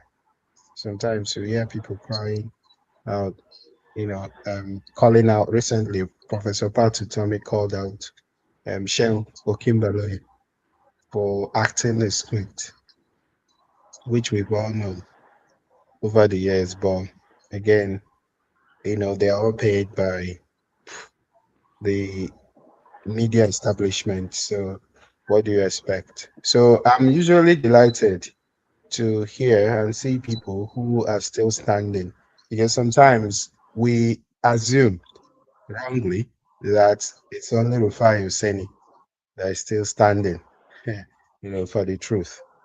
While in actual fact, there are other people, maybe because they don't work for Rise TV. We don't know that.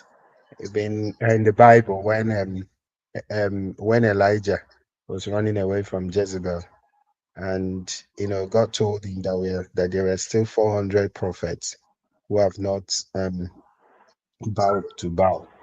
So there are still 400 or more journalists who have not bowed to the Baal of Nigerian politics. So I'm really glad. The full story I don't know, but I've read something in the news about you, about your travel and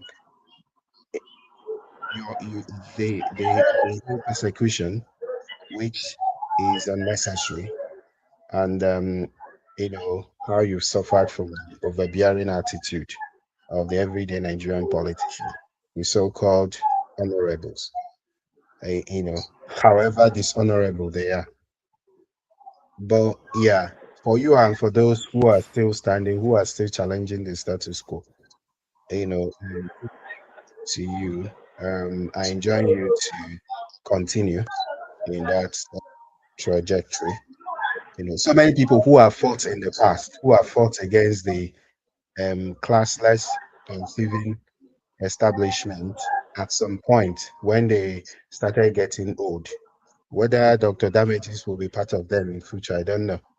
But at some point when they start clock 60 and it's time for retirement, so they'll discover that there are no retirement benefits. The buying managers of this world. So they will, bow to bar. Yeah, so yeah, but the question I was going to ask you is about this your name, really, because sometimes name is really powerful. Anybody who's perused your profile will think, and rightly so, that you're working for the Lion of Bodina. So I don't know. When did you choose the name Ashiwaju? What informed? Yes, you've explained before I joined that you dislike the name ETC, but I don't think that explanation would be taken hook, line, and sinker by your potential fans. It depends on Okay. when did you choose the name, because I know that after the Civil War, a lot of things happened to the mentality, to our mentality. The trauma, psychological trauma that we suffered. So, in fact, when I was young, then people were not allowed to speak Igbo in class. They would pay money because Igbo was vernacular, as they used to say. Whereas people will come back from Yoruba land that time and just be speaking Yoruba as if you win an award speaking it. And Igbo will be regarded as a primitive language. But now things have changed. So was it the post-Civil War trauma that you inherited from your psychological trauma that you inherited from your fourth ancestors that is still affecting you? Or, you just fell in love with the name Asiwaju? All right. Thank you. Stay humble. Thank you. Okay, thank you very much, Mr. Steombo. I think that name, I fell in love with it from the day I entered NYSC orientation camp in Lagos. I think it was on the 25th of January 2023. While I arrived at camp for the 21 days compulsory orientation exercise, I was part of the first 10 people that completed the camp registration. So, and I was pushed down to platoon 10 for that orientation exercise. So, with that, me being the first person in platoon 10, I was helping the person in charge, the NYC officer in charge of that platoon, to run virtually everything. So when it was time for them they used to elect the head of corps members in each platoon, because I was already so close with the inspector, and I can decide, I can bring out who would be, and nobody will counter that. So, but then I never wanted to be the head of that platoon because I was already committed to the OBS, that's the Orientation Broadcasting Service. And I told them I can't head that platoon. But I will be the one to appoint who will be, and nobody should counter it. So that early morning after the parade, I told them, this is the guy that will be our head in this platoon, and nobody will say anything about it. The inspector have approved it. One guy called me Ashiwaju, and a lot of guys started hailing that name that day. So I fell in love with the name. I started asking them questions because I am of the Igbo origin. What is Ashiwaju? They said Ashiwaju is a leader, and yeah, in Yoruba language. So I decided to fall in love all through my 3 weeks in camp. Everybody, both the corps members, the NYC officials, they know me as Ashiwaju. Even up till now, because I see they still invite me for their opening and closing ceremony in NYC Lagos. They still know me as Ashiwaju. So I decided to buy over the name. All right. Thank you. Stay humble. Let's go to Jonaba. Jonaba, welcome to the show. Nice to be with you, Dr. Rudy. I There's enough on background, right? Yeah, but go ahead. We can't do much about it. Oh, okay. Yeah, I listened to your interview with Aswaju, and this interesting young man. It's the kind of prison or jail he went in, which is enjoyment kind of. But of course, there's nothing when your right has been deprived, you've been restricted. But to be in prison is not because you are restricted from where you're supposed to go, what you're supposed to do. Sometimes it can be the reflection moment for your life. But Rudy was asking you, and I had when we went to prison in Adeneja, we went to cell first, Adeneja Dele, before we went to the main prison. We never even afford to buy food. You were bringing. I think every week they'll come and deposit money and they cook for you, which is a jumbo.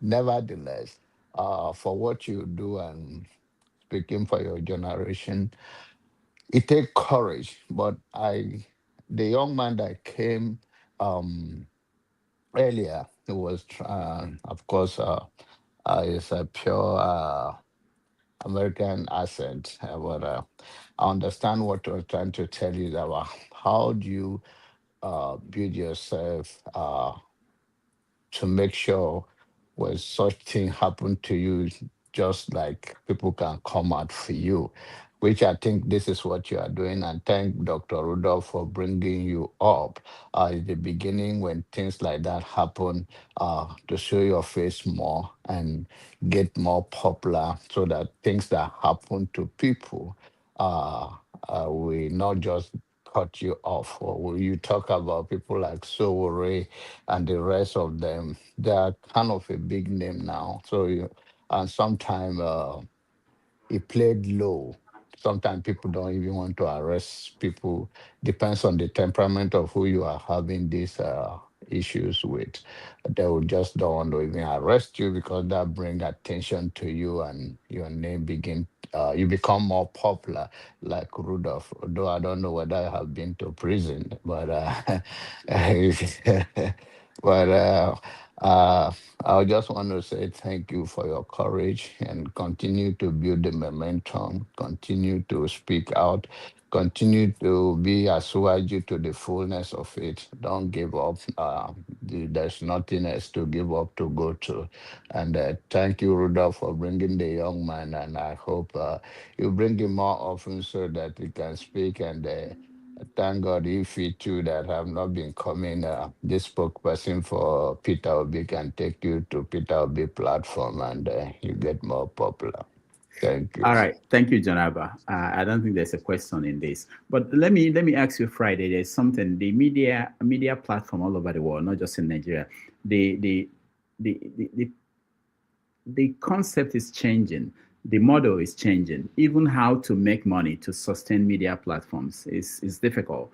Big media organizations like New York Times, Washington Post, they are cutting staff, they are struggling to be profitable.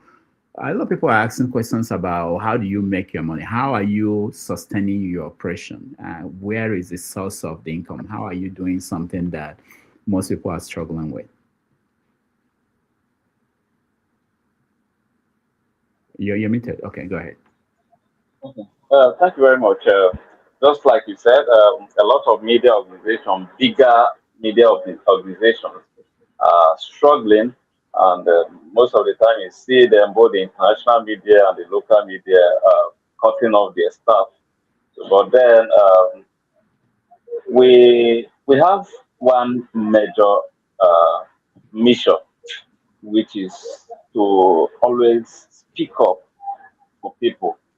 And aside that, even if it is a church organization, you still need funding to run the organization. So the only way we sustain is event around Lagos here. Some of the events they do around Lagos here, I might probably invite, and most of the time, if I am not supposed to be at the venue of the event, they will send a press statement and will write story and send back to them, and they will pay us. And if we are free, we can always go there to cover the event. And secondly, the only major source of income that we had on the platform was from the Google AdSense. But then, since this issue happened, while I was detained, I had two staff working with me before the arrest. So, but then I don't know what happened. They stopped work. Though I later asked them what happened. They said that they're afraid they will be arrested connected to my case. So they stopped working. My platform was down for the whole of 80 something days that I stayed in detention. So, and you know how Google works. Was not coming, the traffic was not coming, everything was not aligning. So I don't know, they disabled our income this thing on their platform, but we're struggling to regain that back. But for now, since I came back since on the 19th of December, we've been struggling to keep up. Though I've not yet got back to my feet because the police are still with my working laptop, they're still with my my phone and some other things they collected in my room that day. So they only saying because when I asked them, can you give back these devices to me because this is what I use my working tool, they refuse. So the only thing I've been able to get since then was to get a phone I'll be using for now. For now, we've been struggling, and that's why I have not thought about getting a new staff to start working. So everything I do there is only on my own, and there's no source of income as we speak. All right. So, Friday, any final thoughts? Or no, before that, Ify, do you have any other question or anybody who is here who wants to? I wish you all the best and stay safe. Nigeria is a dangerous country at this point. But all the best to you. All right. Stay Thank you very much. Yeah, I was going to ask Janaba how he manages to keep his cool without his comment. Anyway, it's fine. So to our guests,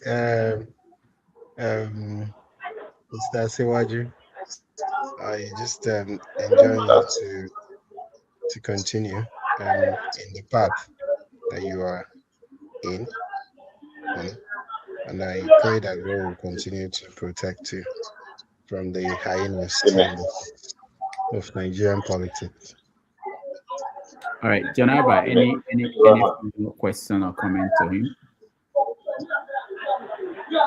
Not really. Keep it up, and hope Rudolph will bring you often so that you get to know him, and he will become your own Aswaju now, right? Yeah. All right. So Friday, do you know about Delegiwa? I mean, I'm sure that maybe you were not born when he practiced. Do you know anything about? Did they teach him his work in journalism school in Nigeria? Yeah. Any journalism student must know about Delegiwa. I know about him. He died of later bomb, and I know he actually died of what we are fighting for.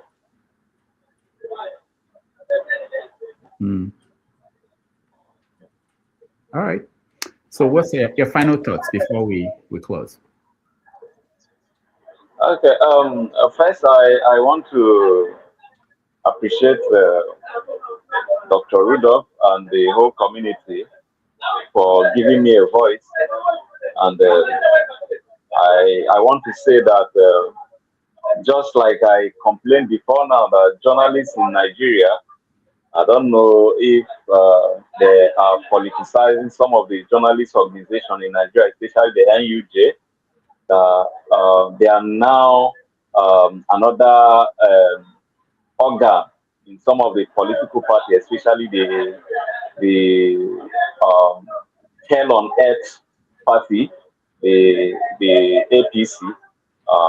Once it comes to issues concerning APC members or APC politicians, they pay deaf ear even to their own supposed members, the journalists. Even if that journalist is not registered with the NUJ, we have many journalism organization, media organization, association like the GOCOP, the Guild of Online Publishers, and all that. A journalist must not belong to NUJ before you protect his interest as a journalist. So I want to thank your community for giving me a voice. And one thing I've assured myself is, in oppression, I will always speak up. In oppression, I will always speak up. And I am not praying to die in this journey, but then to make a better and greater impact as a journalist that will be remembered for fighting for freedom, for fighting against oppression of the people. Thank you very much.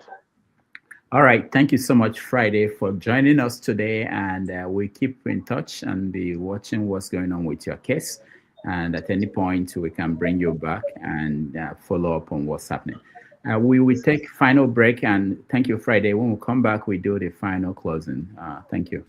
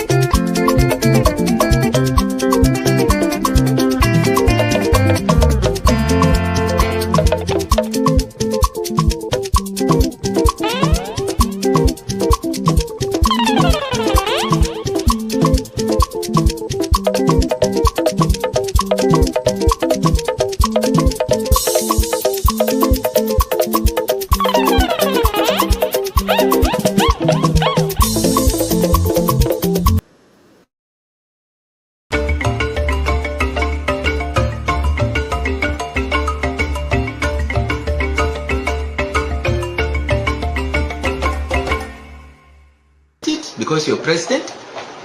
I don't know about them. But anybody that tries to criminalize Nasir El-Rufai should know that he has a battle on his hands till one of us drops dead. And if they have any doubt, they should go and ask Umar Yaradua. I will fight you until I'm dead, because I will not sit back and be accept it because you're president. I don't know about them. But anybody that tries to criminalize Nasir El-Rufai should know that he has a battle on his hands till one of us drops dead. And if they have any doubt, they should go and ask Umar Yaradua.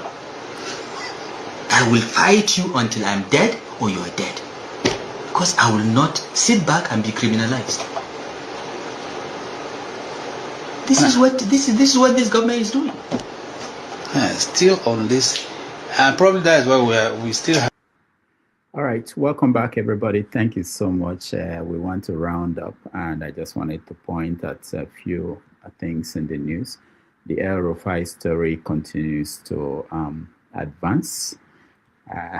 People are showing videos of him talking about during the interview with Charles, where he was saying that he had nothing to do with that. He has always been an advocate for dealing with it, bandits and terrorists, and people are now playing videos of him saying that he went across neighboring countries to pay bandits and the terrorists who came to kill people in Nigeria.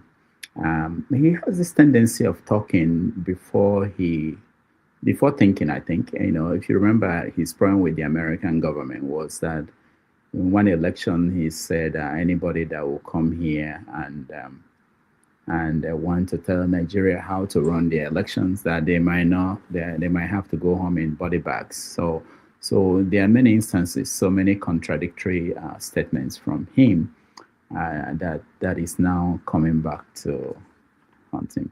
But let me see if anybody has any thoughts on that before we say goodbye.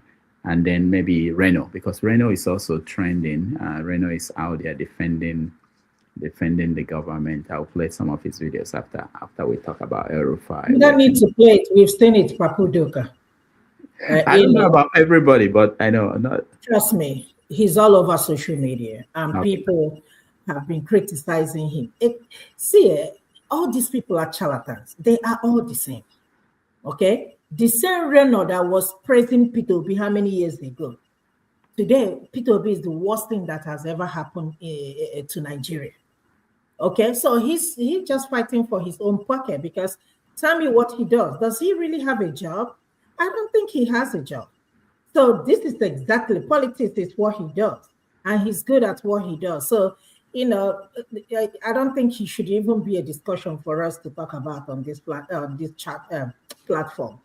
El-Rufai, Uncle, it's only in Nigeria that somebody will talk like this, and he will be roaming around with no problem. It's only in Africa. If not, tell me what gave him the guts to be speaking as if he owns the country called Nigeria?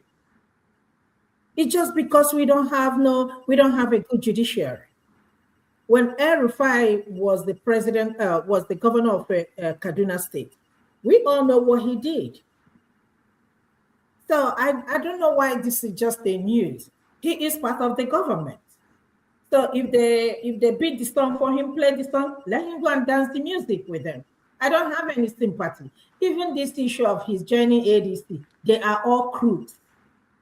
They are all crooks. He's part of the government. His son is in the House of Reps. So, I mean, this shouldn't even be a discussion for us, honestly. This is so disgusting to listen to any of these people. My goodness. All right. Thank you, Ife. Janaba. El-Rufai is a very interesting guy. I don't know. Is it because Nigerian people don't have data or have 24 hours to listen to him from the past? He himself have been to interview where he said that he paid bandits.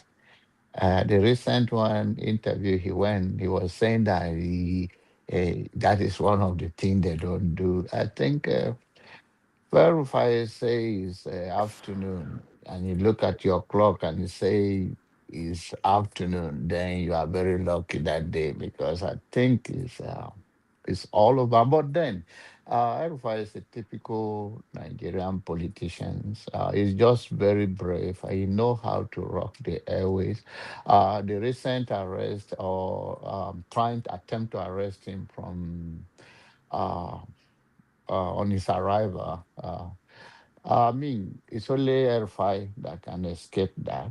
And that is this is a strong guy. You cannot underestimate him. But this is Nigerian for you. It's a lawlessness country. The law is broke down. And those that have those Malaysia that fight for them, they're the one that survived Nigeria. If you pick them up, and it's not only the politicians, it's among all the pastors as well. I remember this guys brag about it when he was to be arrested by DSS, Apostle Suleiman, and he told them that if they arrest him, um, uh, what it would cost Nigerian to recover from it will be more than what they're trying to. So when you have the deplorable Nigerians that can just come to sacrifice their life for whatever they are giving them or not give them or want to belong to, anything go down. That's what you see in Nigeria. Is the law breakers. They talk to you. The law is for you. You are the one to abide by it. It's just like what is happening in America today. The government that promises law and order, they are the one now going after the same thing. They are the one that preach about too much government. They are the one now that is government is everything. So their projector, who they are, is what they are trying to say. This is what the person is. So Rufai is another man that can say anything and get away with it. And he brag about Yaradua issue. I've watched it before, and it's never he's something else. It's just clarify for us and Nigerian for us. And it's the same Nigerian. They could slap a young guy, a young baby, a child, and you get away with it. It's a breakdown of law and order. So Nigeria is like when the Bible says all things are possible, I think that scripture is just for Nigeria. Thank you. Okay, stay humble. Yeah, I read or I watched this evening someone, analyzing the the allegation made about the importation of a toxin into Nigeria. But a lot of things have. Because I'm ashamed of myself sometimes because of these friends I have around me. So none of them know I'm a virgin. Who is playing? That's iffy. Okay, go ahead, stay humble. Okay. So yeah, so it goes to show that and some of the comments is made and some of the comments other people have made over the years, over the weeks, even in the last few days when they released the timetable, the election timetable, and the concerns that people raised and how seriously INEC took those concerns, and they had to issue a statement. It shows you that Nigeria is just a scam. Why did I say so?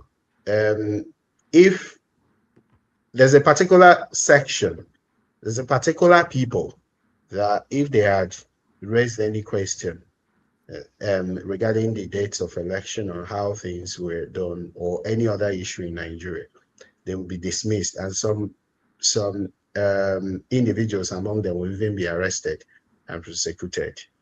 But because Nigerians are not equal, there are people who are supreme and there are people who are subject. I'm waiting for another middle belter who you will invite here. Just leave that to me. What question I will ask them, because there are certain questions I want people to start answering with sincerity. Regarding the people, the political jobbers who hop from here to there, speaking from both sides of the mouth. That's what they've turned young men and women into in Nigeria. You can see the likes of Deji, even older people, maybe people like Shegun Showumi, people like Isaac Fayoshe, they say this today, say that tomorrow. And we Nigerians, we are very quick to applaud people. We're very quick to give people credit and gallant and festoon them with honors that they don't deserve. Once they say something that we want to hear, and we are reluctant to interrogate people's background, people's ideologies, and people's beliefs before we just swallow whatever they say, hook, line, and saying. I wouldn't be surprised if someone like John Abba maybe tomorrow starts drumming up support for P2B. I wouldn't be surprised, but I wouldn't take him seriously if he does that. Because this is something that is quite that people usually do. If maybe he derives some benefit, wherever it is, from the misruling party and their agents, and maybe tomorrow the subscription expires, he might come out and say, look, all the things I've said in the past, I denounce them. I'm now a huge fan of P2B. And you see some of his critics here will be so quick to embrace him. But look, we should start interrogating people's background, people's ideologies, what they had believed in the past. Then finally, I want to talk about something that we often neglect to say. This young man that appeared today, and the way we dismissed him, I said, wish you luck in your trials. Look, we need to start condemning these things strongly. We don't just say goodbye, Godspeed, I wish you make it. We need to strongly condemn the high-handedness of the so-called Nigerian police. The brutality and the bruteness of the politicians themselves. It's a huge shame that you will incarcerate a journalist that way. You arrest the journalist and keep him in custody for several days, several weeks. If you have something against the journalist, you the politician, because of course you there, whether you were rightly elected or not, you're there now, and your business is for the people. You're answerable to the people, whoever they are, be it the journalist, be it be the market person, be it the student, whoever they are. It's your responsibility to address all their concerns. So, but when you just stay there in Abuja and behave like a god, nobody questions you. That's not the right way to go. So you don't just arrest these guys, and shame to the police who allow themselves to be used or misused in this way. And look, it's high time we started calling these people out and using programs like this, because they watch this program. This gentleman that you asked to show up here, I know he wouldn't show up, but of course you can extend invitation to him again to say, look, can you come in? We Nigerians are concerned about what's going on in your constituency. I don't know how you people usually invite them, what kind of letters you write to them. If that's a problem, you can give me, I can write to them to say, please, we are concerned about what's going on, and we want to hear from you, because it's his responsibility to speak to these issues. So we should not mollycoddle them. We should not noodle them. We should not treat them with kids' gloves. We have to start calling out these things, before they swallow everyone. All right. Stay humble. Thank you. Let me just Rudy, say that. Let me Rudy, just please. Oh, sorry to cut you off. And this young man says something that I don't know, but you can finish so I can talk to him a little bit. Okay, let me just say that it's very important. Like I get where Stay Humble is going in terms of not we should do more than just even condemn these people. Media needs support to operate. media, and we may not understand what is going on until, if you look at America, for those who live in America, when they finish taking over the media, activists find out that Washington Post fired 300 journalists, and to some people it didn't matter, but what it means is that there are stories that you will never read anymore, because these are the people who bring you the stories. And the fact that you have Vanguard and Punch, and we come here and make comments, we talk about what's going on in Nigeria. We base our whatever we're saying based on the reports of people like the guy that came here. So it's not enough to just say, we will condemn them. We do what we can in different, but I think we need to support the media. Now, when you go to Washington Post, even BBC, you can't read any article. Sometimes you have to pay, you have to subscribe. They are not doing it because they want to shut people out. It's just that they have to survive. And we depend a lot on them. That's what we don't even know. Most of the things we know purely from what a reporter went out there to get. Somebody did this, and when we don't have that anymore, the people that we benefit, enjoy, are the people in power, the powerful people, because they don't have anybody to check on what they do. So that's the angle, the extension of what you're saying. Stay humble. It's not even enough to just even issue a statement and condemn them and do this. We have to support. And there are people in America, the media you still have in America going on, depend on the people, NPR and PBS and so many kind of media you have now that are objective, that are not going to worry about our not subscribers, so worry about the sponsors, worry about people, advertisements. They are the media that is owned essentially by the people. And more and more of the press we have today, we have to depend on the people to support it. Just look at it. His work has left. Obviously, there is no income. And he may try one more time, 2 weeks, 3 weeks, and 1 month, and he just give up. And that will be another. And then people in Ebonyi State will be the ones that will suffer because nobody covers Ebonyi State. In fact, one of the things that happened when Umahi was governor there was horrible, that he kicked out a Sun newspaper reporter that was covering Ebonyi State. I can't guarantee you security. And the guy had to leave because they could kill him. And then what? Now he had people who were going to do anything he wanted them to do and report what he wanted them to report. And then who pays? The people will pay. So my interest, especially in this platform, is to shine light on how the media works. How much we depend on the media. I told you guys that I worked in a TV station where every morning when you get there, the first thing you do is bring out the newspapers.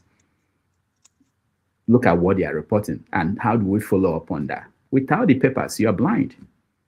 Without the media, you're blind. Most radio stations, they don't have reporters that go out there and report. They depend on what reporters, people you don't even know their names, but they are the ones who go out there and report. The day they end up not being there, everybody will be a reporter, and then there won't be gatekeepers, everything will be modeled up the way it is now. All right, Janaba, go ahead. Okay, thank you, Rudy. Now, to stay humble, my young brother, I'm very consistent. Whichever languages I use, whether I jokingly talk about it or whichever way I communicate, I'm consistent when it comes to Peter Obi. And you can't take it away from me. And millions of you can shout, I'm consistent. So don't ever dream, whether in the night or in the day, that I'll change my mind. Don't ever dream that one day, what Peter Obi will give to me. What? So I'm a loyal friend to Rudy. That's why I come here. That's what is called loyalty. Not because Rudy give me money. I don't even see you supporting the whatever they do here oftentimes.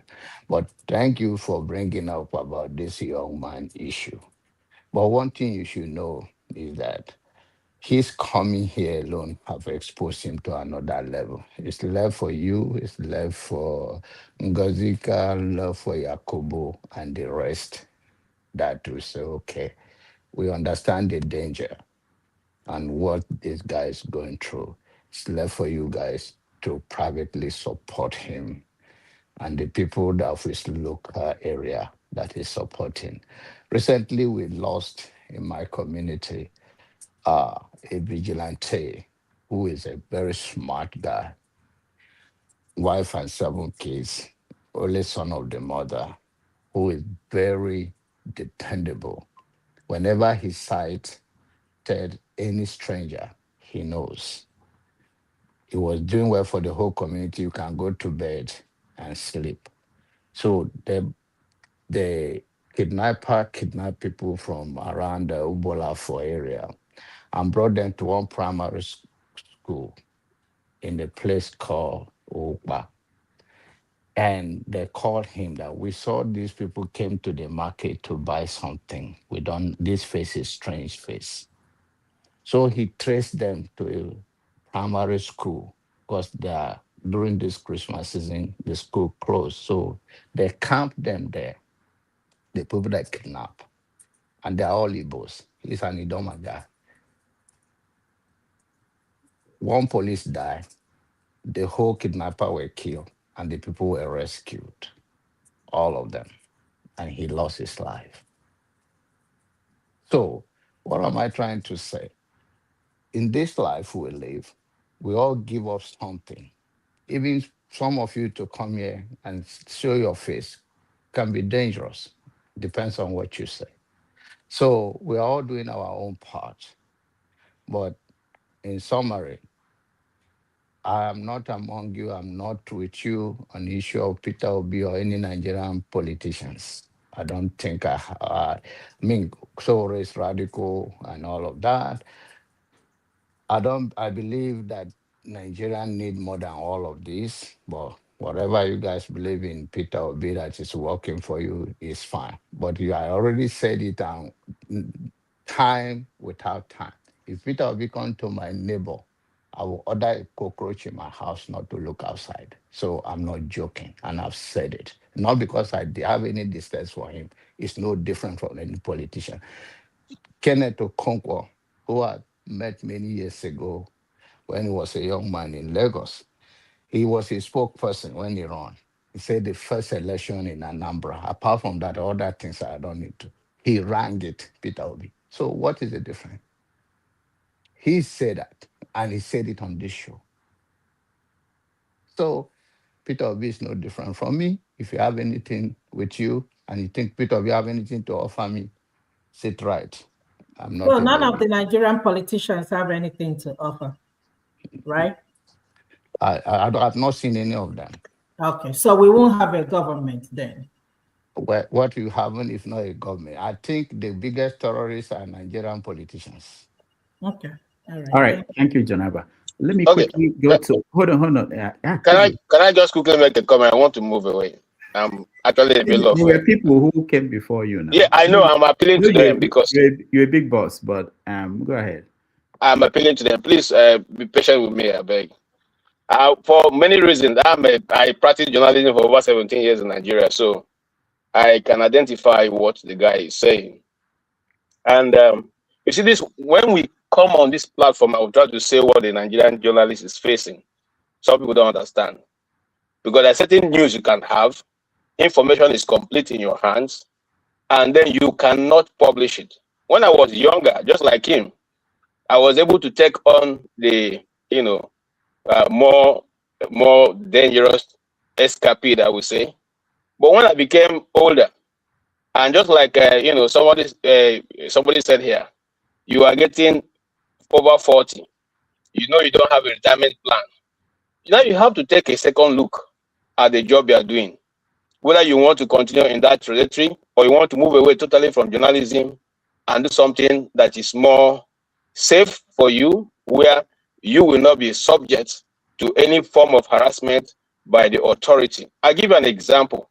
What he painted is a clear picture that I have seen many people go through, and me myself, the day I took a second look at journalism was when we had to run for our lives from the Fulani attack in David Mark's village. I have not told that story to anybody. I don't know whether I want to put it in the book or not. But there was a second attack after the journalists went there to do news. I mean, after the big people come, if you're a journalist, you want to do more or less report from one person's perspective, what we call, I'm not remembering the technical name now.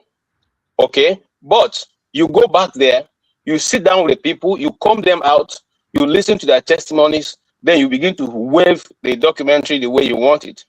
And there was this news that they came back to look for those journalists who have come to make it public. And the rest is story, the rest is history.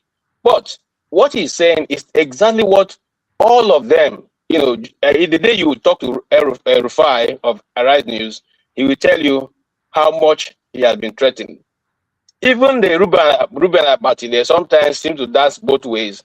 He also cannot escape from it because there are certain people he will talk about and they don't like it. So, and of course, you do not have, as an independent journalist, you don't have any support system. I repeat, I have said it before. I don't blame Nigerian journalists when they collect brown envelope because sometimes when you even go for those press briefings, you don't have money to go back. If you hear a story happening in Plateau State now, you want to take control that, go and cover that story. You don't have transport to go there. No, your organization will tell if you can make it there, okay. If not, find a local story around and write. You don't have transport. I can say that much because I work in an organization that had enough money to put me or put us, to places where the stories are. I talked about the reporting about the 501 persons that were killed in Dogona Hawa on this program. At that time, some people were saying it's not true, but thank God much has come out. We started reporting about the massacring of people in Nigeria almost 10 years before this came to limelight. So I know what this guy is talking about, what he's facing. And just like Rudolph has said, those who report from not a very more visible states, you're not reporting from Port Harcourt, you're not reporting from Lagos, you're not reporting from Abuja, you're not reporting from Kano, okay? You're not reporting from Kaduna. It's sometimes difficult for you to get, even when you're arrested, for you to get a limelight. I know many radio broadcasters in Abuja who are picked up. One, if I call his name, many people will know him because he broadcasts for Abuja till tomorrow, okay? He almost lost his life not because of God, because he was talking about what was going wrong in the FCT. So this is how these things are done. And it is not easy. I decided to step away because at this point, I was thinking about my family and whether that's the way I want to live this world. And I concluded to myself, that's not the way I want to live. And that is why I said to take a rethink. You see, we as those growing up, Wole Soyinkas were our heroes. Fela were our heroes. Ray Ekpo was Delegiwa was our heroes. We went to journalism or study journalism and thinking that you can be able to confront the truth. Okay, thinking that you can make a documentary that can step people to be able to think. But we found out that in the real practice, what you are taught in the class is not exactly what you meet outside. And once you identify, like they've identified Rudolph now, I'm even as afraid of associating with Rudolph right now. Okay? Once they identify you as those people who speak against the system, you become a personal non guarantor. That is the truth. The guy just told the simple truth. Yeah, I'm sure there's a lot of things he won't say because he's still in the market, he's still in the field. Okay? Because if he says those things, those linkages will block. But the truth is that a Nigerian journalist is not like any journalist any other place, because the Nigerian life is not even appreciated. Later today, I'm going to report about a family that I know whose son, 22 years old son, had been killed, was murdered yesterday, in South Africa. And up to this moment as we speak, we have not heard any news from government, neither have we had anything from Abike Dabiri, who's always quick to jump in, to castigating some certain part of the country, of being, the people who wave crimes around. This person is not Igbo. So I'm wondering why they're not reporting about it. Okay, this person is from the middle belt. So what am I saying here? I'm simply saying that the life of even the Nigerian is not important to Nigeria. What more of the life of a journalist who is always castigating and trying to say, look, you guys are not doing the appropriate thing. And that's how it is. Talk more of those of us who are, having small media houses that do these stories. And so you can see easily be taken away and nothing will happen. So I praise his bravery, and I thank him for not marrying yet. Let him think before he marries. If he still listens to me, do all the hard work you want to do now before you go and marry. Okay? Because once you marry, your wife will not allow you to do that. And you yourself, your attention will be divided. Because if they can't get to you, they can get to your family. Thank you so much, Dr. Rudolph. I just wanted to ask him a question, but I couldn't get to where I can park to speak. I'm on transit. I want to get there. If you're still around, I'll join you. Thank you, sir. All right. Thank you, KJ, for this contribution. Yakubu, I'll come to you. Let me go to Ngozeka just because she's in Nigeria. Ngozeka, welcome. Thank you. Good evening, everyone. Hi. I missed the interview because I was trying to conserve my battery life. I'm sorry, but I missed the interview. I tried to follow, but you'd already finished with him. So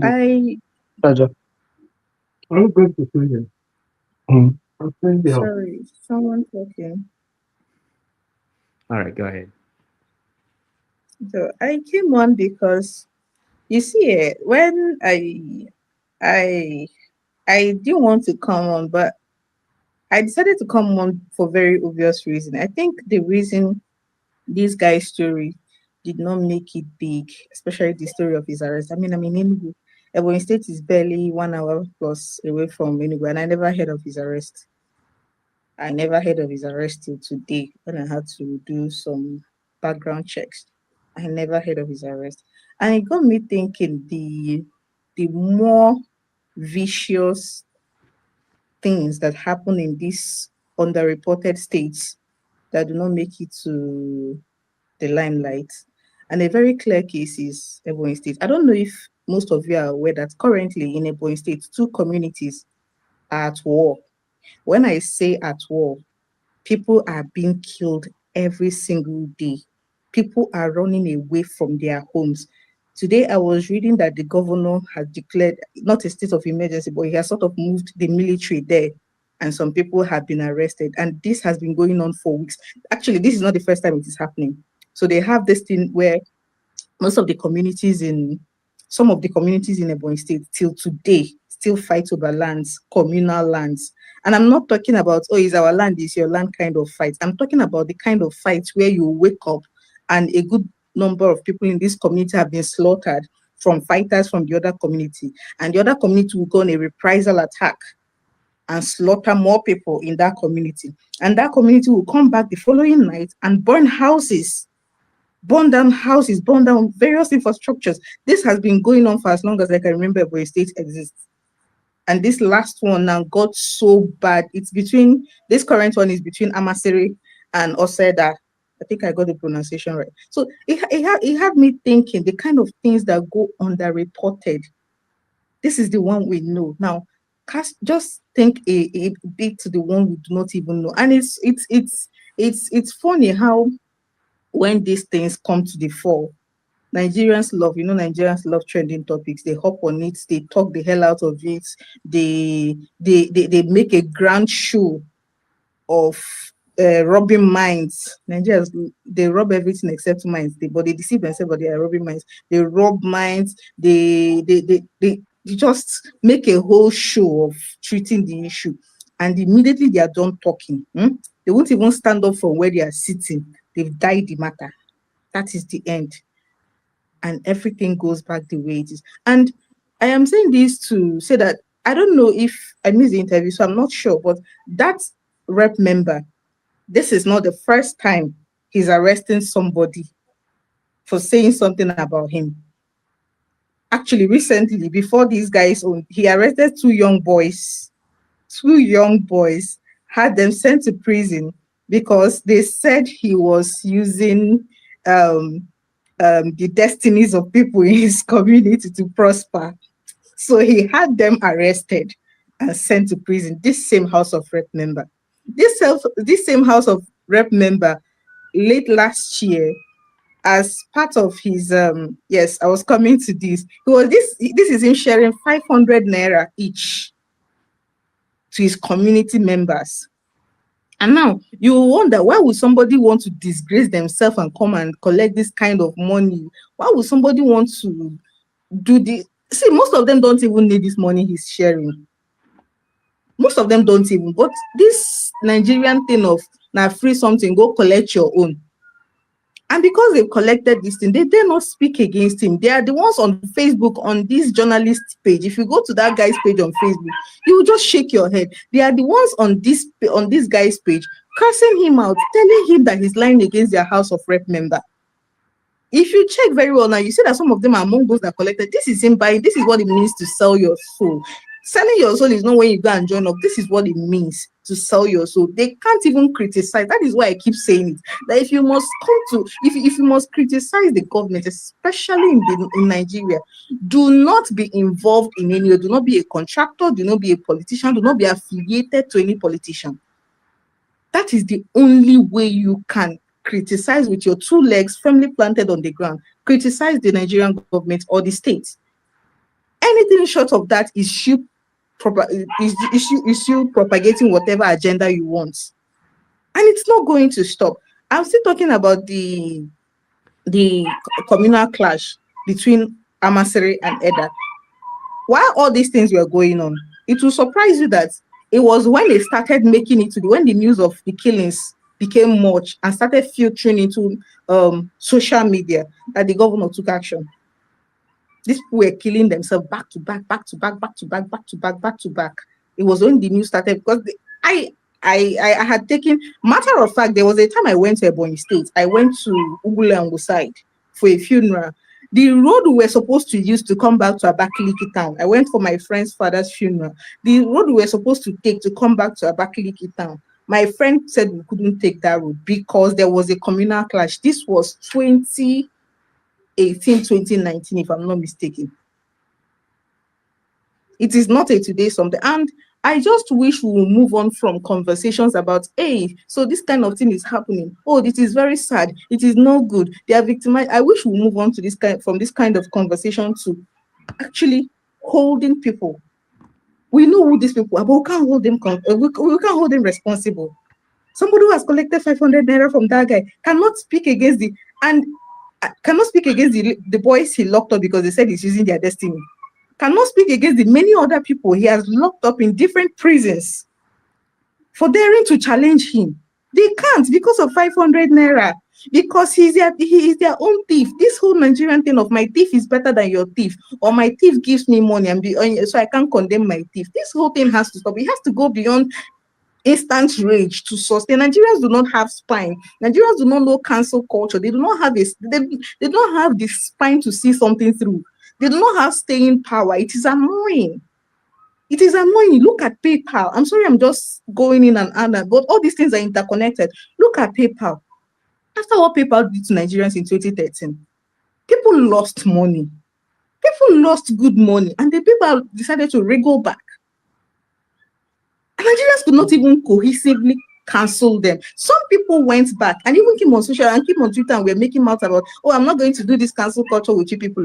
I'm not going to boycott this paper with you people. They've partnered with Tiger. I'm going to do, and they've started collecting their money again. No staying power whatsoever.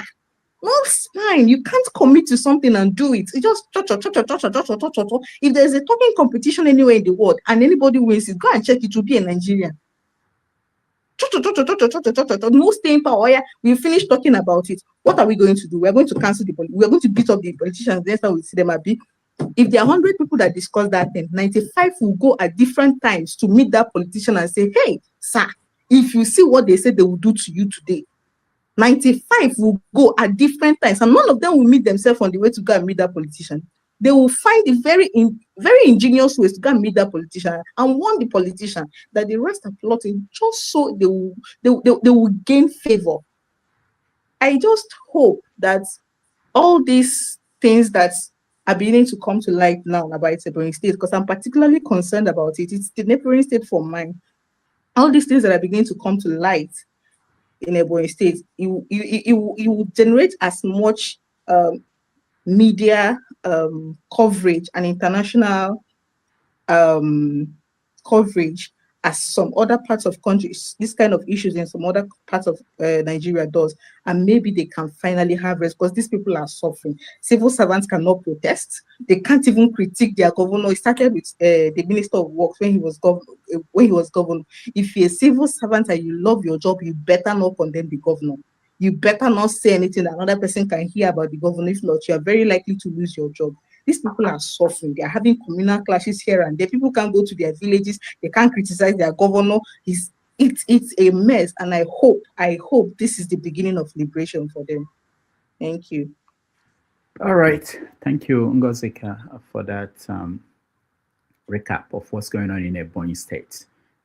It's actually something that we didn't dig so deep into, because from the first governor, I think before Umahi too, in Umahi, all the 8 years he was there, media was it was a no-go area for the media. But let's hear from Yakubu. Yakubu, welcome to the show.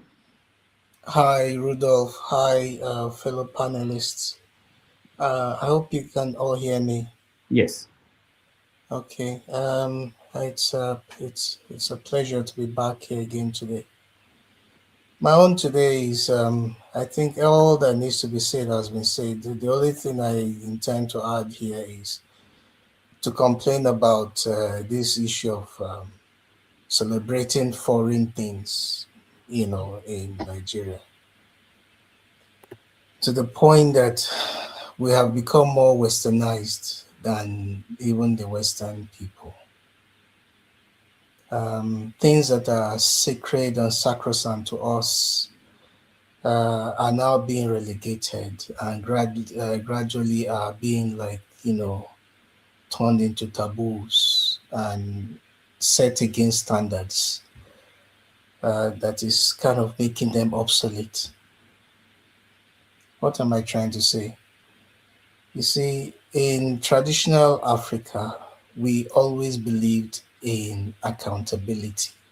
That was why our traditional institutions had respect, serious respect. Why? Because even the process of attaining this tool was itself subjected to rigor, checks and balances. There was a process of ensuring that there was credibility, and it created that oneness in the community. A lot of our communities have disappeared.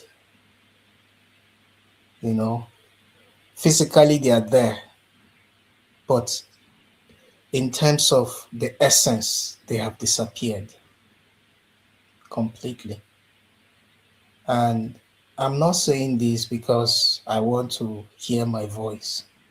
I'm saying this because I know that in the next 30 years from now, a lot of our children will not know what our cultures were because of the infiltration, the mix-up. In fact, a lot of our children now will tell you that Valentine is part of Nigerian culture.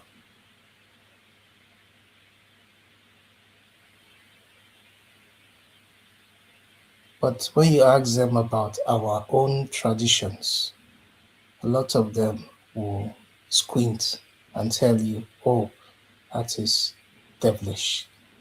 Oh, that is barbaric. Oh, that is, those words that you cannot just pair up with values. That is what they refer to our cultures, our traditions. Listening to James, the journalist, talking earlier on about how journalism has been gagged, particularly those who are into investigative journalism and not yellow romance journalism. All I was thinking to myself was that, to what extent is the damage being done because since the military regime, this structure was sedimenting every year, and today it has solidified to the point that a democratically elected government does not recognize that for them to be effective, they need people that will report their activities. They don't recognize it. Instead, they prefer that they should be the one to control the narrative, which is not what democracy understands. Democracy does not understand controlling speech. Democracy is all about everybody speaking so that everybody will be represented. That is what democracy is all about. But when you come out to say that, it becomes like an affront on the government. You see, the way we are carrying on in Africa, we have completely westernized ourselves. That's just the truth, particularly in Nigeria. Completely westernized ourselves. Unfortunately, the part of westernization that we have adopted is that part that only favors doing the wrong thing and sustaining it. Every other part that has to do with ensuring that everyone is carried along is seen as an affront. Which means in the next 10 years, as we are going like this, it's going to be very, very difficult for a journalist to actually report the activities of a local government chairman. In fact, I'm going far, of a councillor. In fact, I'm going far, of a motor park chairman. It's going to be impossible. That is how serious the issue is if we look at it critically.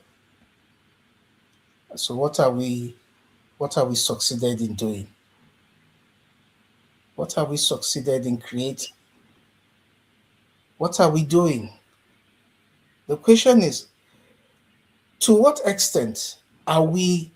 Okay, the other day I was asking myself, how long, the majority of politicians, how long do they still have to live? But look at the system they've created. So it means they are creating a perpetuity, which means their children are actually being groomed to think that way, to accept that way, to promote that way, and to ensure that it's a legacy that must not be allowed to fall off. That is exactly what I think is happening. So it means these people are not even ready for a country. They just want a business. That's all they're interested in, a business where they can be profiting from to the detriment of the majority. Because as far as they're concerned, every death is just a statistics, as long as they remain in power. But what amazes me the most is why do we in a way, why do we allow this to happen? You have a majority of people who are subjected to this kind of condition, but you still allow it to happen. Why do you allow it to happen? That is all I want to say. Thank you so much, Yakubu. When you were speaking, you mentioned how long do they have to live, and why are they not conscious of that in their behaviors? I remembered somebody that died during just before Christmas that didn't get media attention. He was a former senator representing Delta State. I'm not sure whether it's Delta North or Delta South. Nwoboshi, Senator Nwoboshi. He was senator from 2015 to 2023. Delta South. Delta South, okay. He was involved in so many scandals, some money, stealing money at NNDDC, Niger Delta. It was unbelievable. I don't know. Media just gave the guy a pass. He's the kind of money that guy stole. It's unbelievable. But he died at 68. And it made me think, all those things, all those activities, where did that lead him to? What was the essence? What was the purpose? We don't interrogate these things. But to make you scared, Yakubu, you know, there are kids who are 15, 14, 13, looking up at what's going on in Nigeria. You know who their heroes are? Wike, Obi Kubana, people like that. Those are their heroes. Those are the way some people grew up looking at Zik, Abubakar, Wolowo. They're looking at Obi Kubana, Wike, and just imagine what they are going to bring to the system when their time comes. That should scare all of us. Money in water. Yeah. So thank you so much. Tony, you're next. You're muted, Tony. Oh, sorry. Good afternoon, Dr. Damages. Greetings to everyone on the platform and those listening. Yeah, Dr. Damages, I listened to the interview with Ashiwaju, quote and unquote, and I think his case just mirrors the problems that the challenges that journalists faced in Nigeria, and perhaps not just in Nigeria, but all over the world. And I was looking at the list. If you want to talk about Khashoggi, who was gruesomely murdered, the US-based Saudi Arabian critic of the government and the journalist. And all the hullabaloo about how he was killed and all stuff ended up with nothing. You talk about Bagauda Kalto in Nigeria during the military days, killed, Delegiwa, we still haven't gotten to the bottom of who did what and, all those who were involved, just for doing his job. You have David Hundeyin, who is,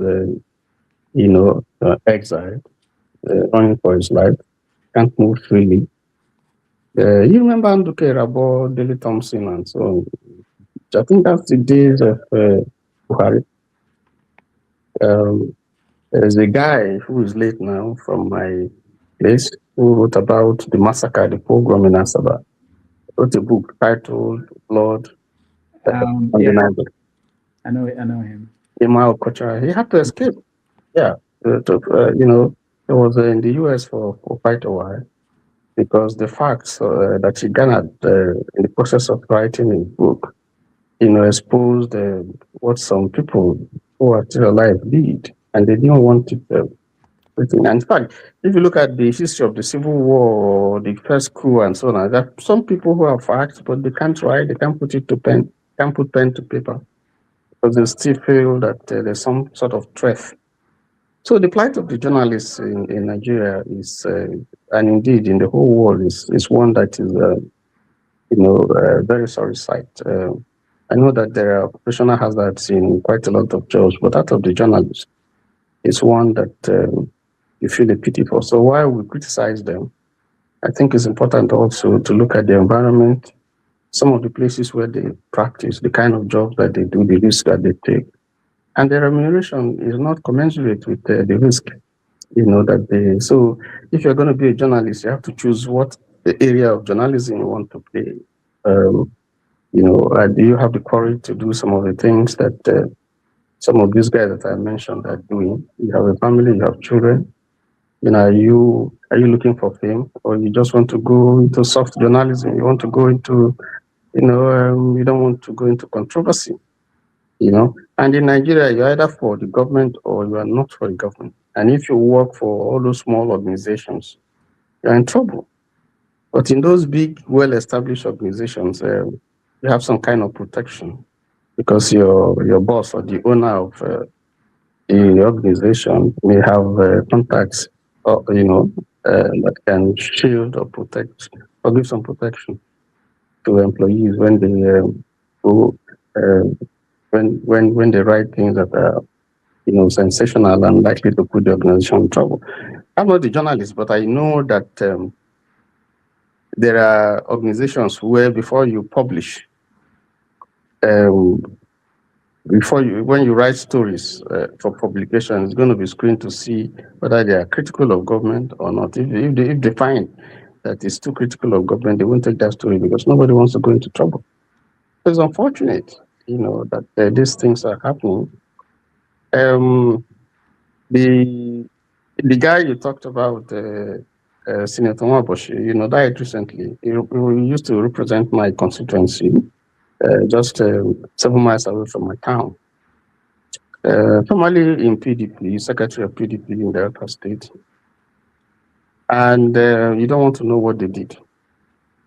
As soon as the state was created, out of Mid-Bendel, a lot of the property, the assets, that was shared between Edo and Delta.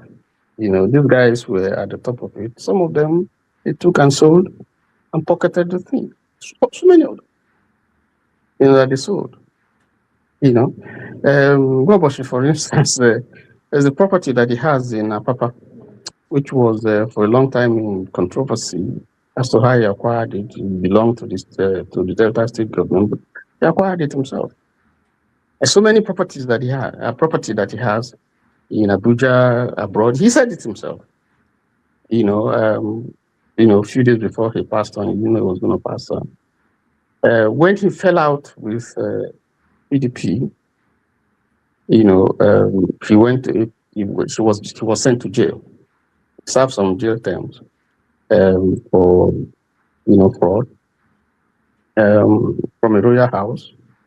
I would not think that I used to think that it's untouchable, but we saw that once you fall out of favor of the political class or the ruling class, then they know you too well and they're going to pick you up. So just like Ngozika was saying, the best thing is you want to keep clean, don't mess up with them. Don't take contracts from them.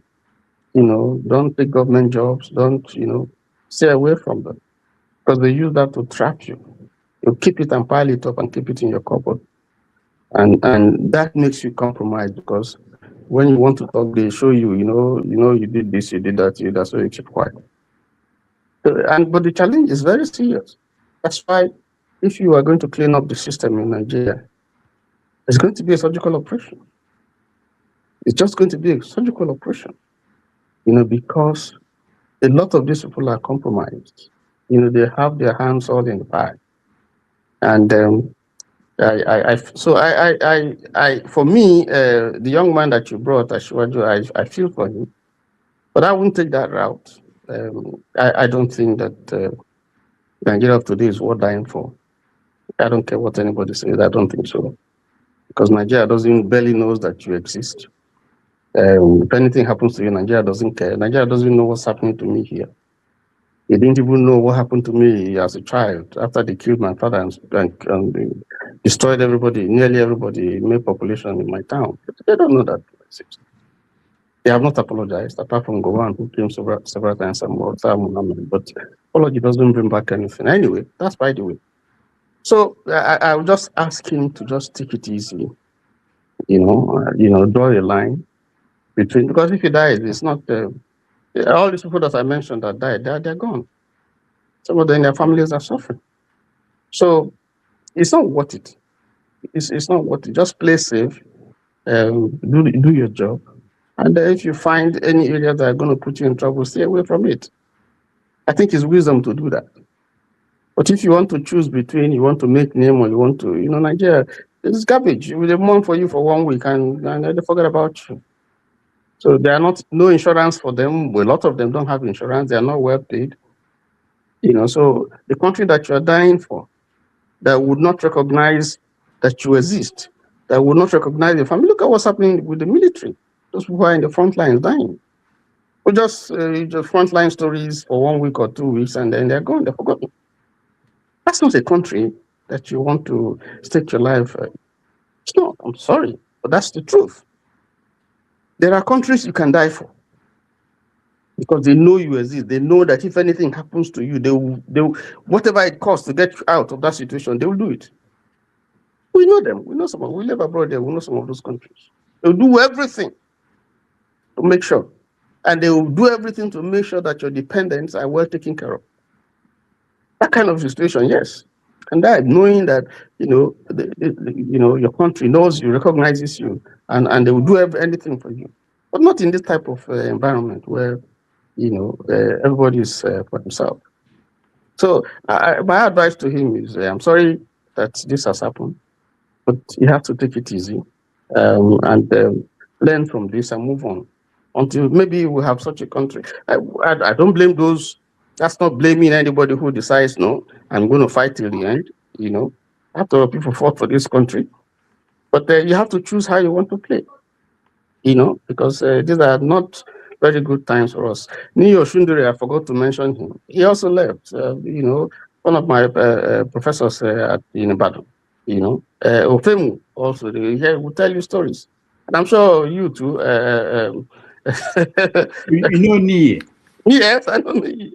He used to be in Louisiana. Is it Louisiana? Yeah, Louisiana. Yeah, and he would have gone with one of the flaws that you had, some years back. So, these are, you have to choose. Professor Pebo, who is late now. If you listen to some of them and the stories and the things that they are breathing and how even Wale Soyinka, even though, but you see that this field is not one that you need some caution. You need some. It's real battle, and so it's either you prepare with your guns and you're ready to shoot, or you just stay away. Let me stop there. Thank you. Thank you so much for that. The only thing I think about is we're already saying that journalism in Nigeria is not living up to expectation, and then we also want them to do better, and we want to agree that they should be careful, have constraint, and hold themselves. Then we're not living up to the best standard, because that's exactly what we're saying, best standard. What I think we should be demanding is that we give them the tools they need. It's not that they don't want to do the right thing. They need to get the tools. I'll give you an example. Freedom of Information Act was passed. Till today, I don't know any government official, any government agency that have been requested, that people, and there are many, requests for information. They ignore it. All of them. Go to the ICPC. Is it ICPC? Yeah. Where people turn in their declaration of assets. They have never released anything to anybody. And it's not that media houses are not demanding them. How do they practice? How do they do the job we ask them to do? We're not even talking about the challenge, the simple challenge of how do you transport somebody, a reporter, from Lagos to somewhere in a remote area in Ekiti to cover something. That trip is more than the cost of his pay at the end of the month. Nobody's buying newspapers. I keep repeating this. The last information I got was that all the papers in Nigeria, they don't print up to 100,000 copies. All the newspapers in Nigeria. They can't depend on adverts. Adverts are not enough to pay for the staffing, the people they have. So it's a terrible situation. And one day we may have that, and it's happening even in America. Dark regions where nobody's covering. Local governments, they don't have anybody covering them. So you find council people in small villages and towns in America. People embezzling money.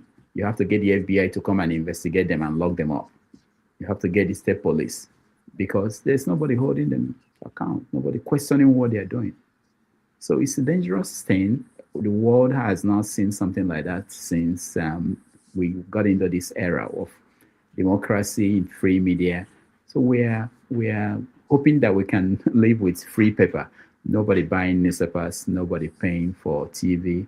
I don't know if people in London, forefathers, I will come to you next, if they still pay for TV tax. You know, when I was there was TV tax in London that they used to sponsor the BBC. If nobody's paying for information, what it means is that there's information out there, but they are not. There's no professional touch in it. What I mean professional touch is that this guy that came today, for instance, could have gone to YouTube and make a video. It's different from when somebody is interviewing him. The person interviewing him will look at some things before he's on the show and ask him questions that he may not want to answer. For instance, I asked him, he said that some newspapers wanted money to write his story. I wanted to know if, he could. I understand because he's still practicing. He may not want to expose the papers that asked for money before they could write the story that he's arrested and he's being tried, but there may be certain things he will not want to talk about. But if there is a process, which is what the media does, different from people opening a Facebook channel and posting things, that follow-up is something that will be missing. And it's happening now that powerful people are controlling the stories. Look at the Epstein file, how it's being handled in America. Different from how the rest of the world they're handling that.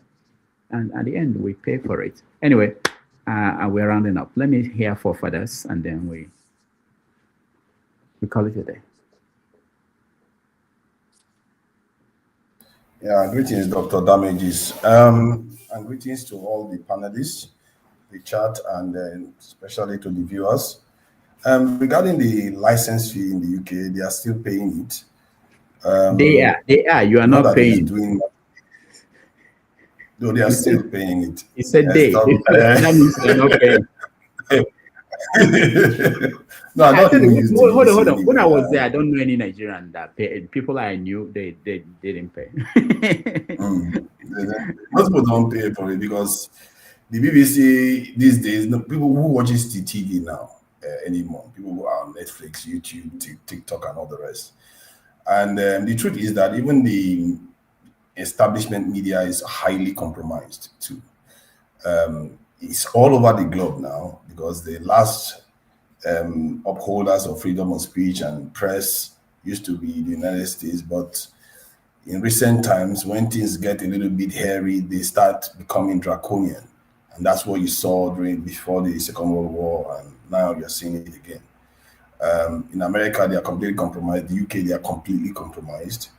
If you look at what happened in the Gaza war, that should tell you everything you need to know. You are not even allowed to say anything. They will just arrest you. Just a couple of days ago, a judge found that a protest group, an NGO, human rights organization, that was called the terrorist organization by the UK government, which meant an organization that was the human rights organization that was against the genocide, protesting against it, was designated a terrorist group. So anybody that said they support that organization, they had to arrest them.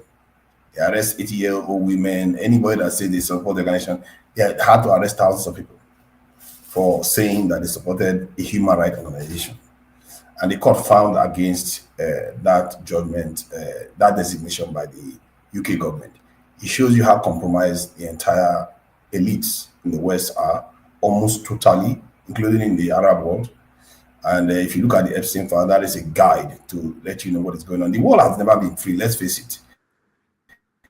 It's only Africans that are trying under the illusion that they are playing by the rules, which is not true. And they all know it, that they're not playing by the rules too. They're just undermining us, making us believe that there is a rule-based order. It doesn't exist. It's always been power. From the first time I came here, I've always been highlighting that this is about power. And all this delusional idea that there is any rule is, I don't know, is for anybody that wants to believe in it. Even when they indicted Netanyahu, they made it very clear that I thought that it was for African leaders and all those, because we are the delusional people that believe that these rules actually exist. That said, I was a little bit taken aback by some of the comments I heard about why should anyone do anything at all to support the country, or a journalist take a risk. Why would one not do that? The Western countries, our people are so happy to go and die for right now. We find out that they are even eating babies, at least allegedly. What kind of war are we talking about here? And I've always said this thing about our people. We are under some weird illusion that other people are better than us. We always put ourselves in a disadvantaged position in any relationship we establish with any other group of people. You tell me one relationship we've ever established with any other group of people that will put ourselves in a stronger position. This internalized inferiority complex that we have is going to be our doom. And our men, when they do it, they don't even know it. They are all too happy to die. Okay, what if a journalist die for a country? Is he not going to die still? He wants to live for nothing.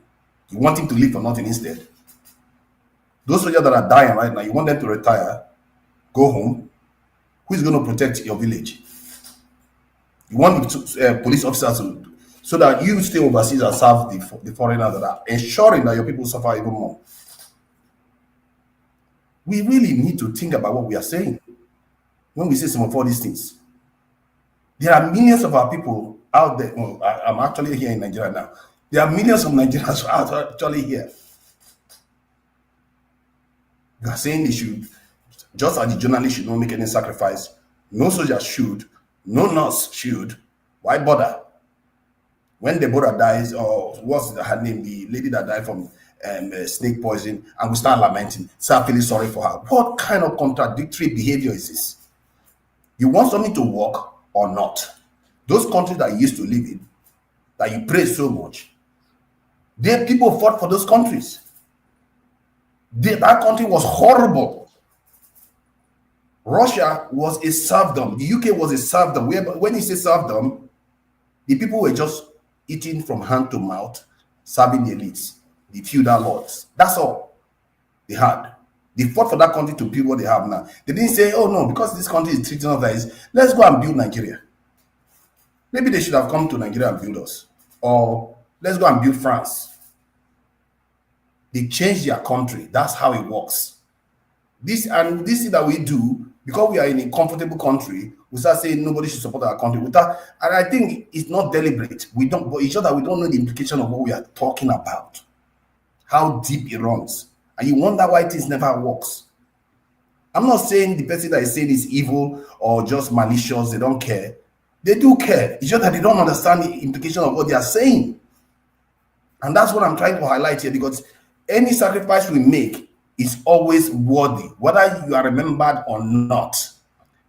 The survival of your people, the welfare of your people is what matters the most. Who cares whether you are remembered? Do you know how many people that have died? Do you even know how many people that is responsible for the life that you're enjoying today? If you go back just 500 years, it could go up to 1 million. The life you are enjoying today, a lot of people put it together for you to arrive here today. And you just say, oh, nobody should help the ones over there. Let's give up. Let everybody retire. And let's see what happens to our country. You will not have relatives anymore. You will not have a people anymore. You will not have Yoruba. You will not have people. You will not have anything. Well, forefathers. Sorry. My Can I say something for Kudoka? My life situation has gotten weird. If you go ahead. Forefathers, I hear you very well. Very, very well. But I have a question for you. We all live in diaspora. We see what is happening in Nigeria. How can you fight for a country that doesn't value you? Hi, my life situation is bad. Hold on. How can you fight for a country that you know that there is no benefit or something that you cannot benefit from them, that doesn't value human life? We see the corruption happening in Nigeria. We see how much our senators and House of Reps are paid, right? Versus coming over here.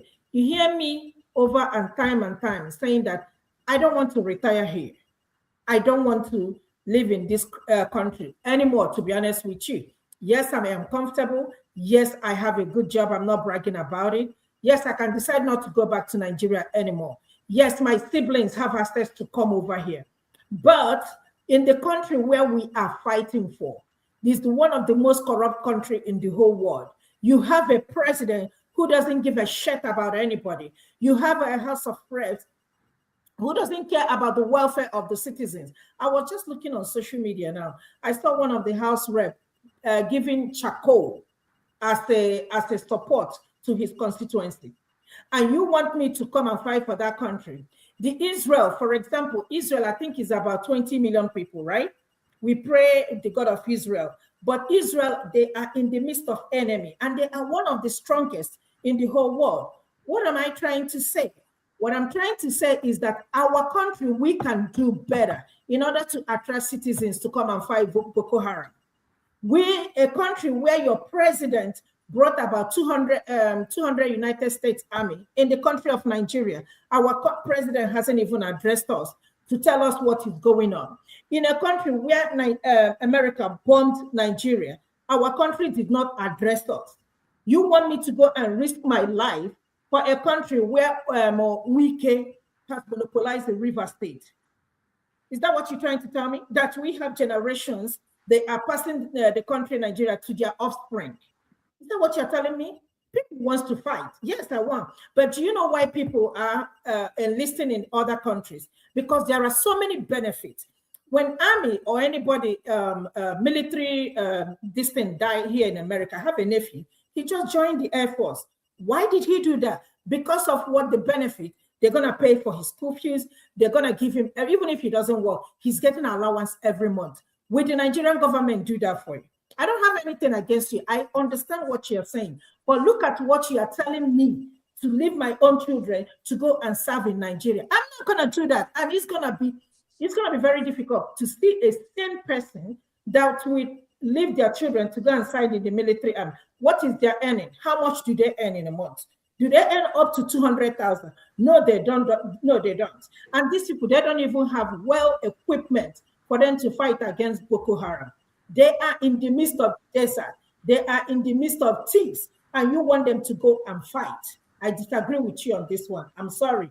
I don't hate you or anything, but this one, me and you will not agree. Until Nigerian governments do something better in order to attract.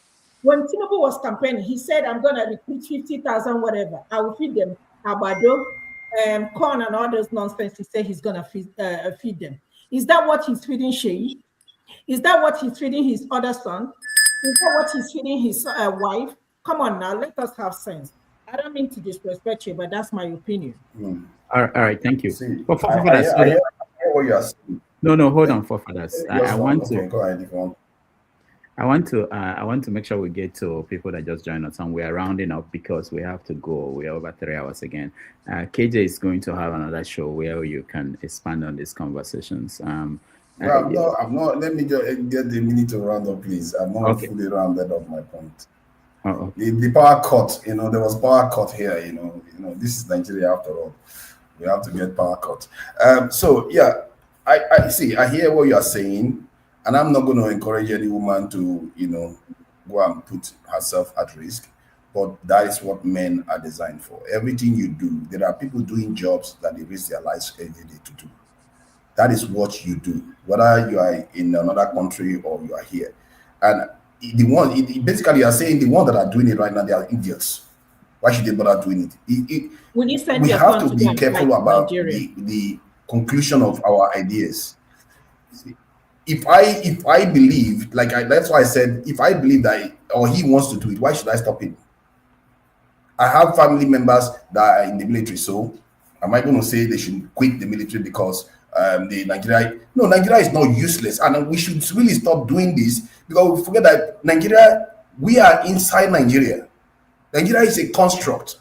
It's human beings that are in there. And if we just say, oh, we don't want it, and we keep siding with other parts of the world, we are self-harming. Basically, we're self-harming ourselves. And we have to think about the ideas we are espousing.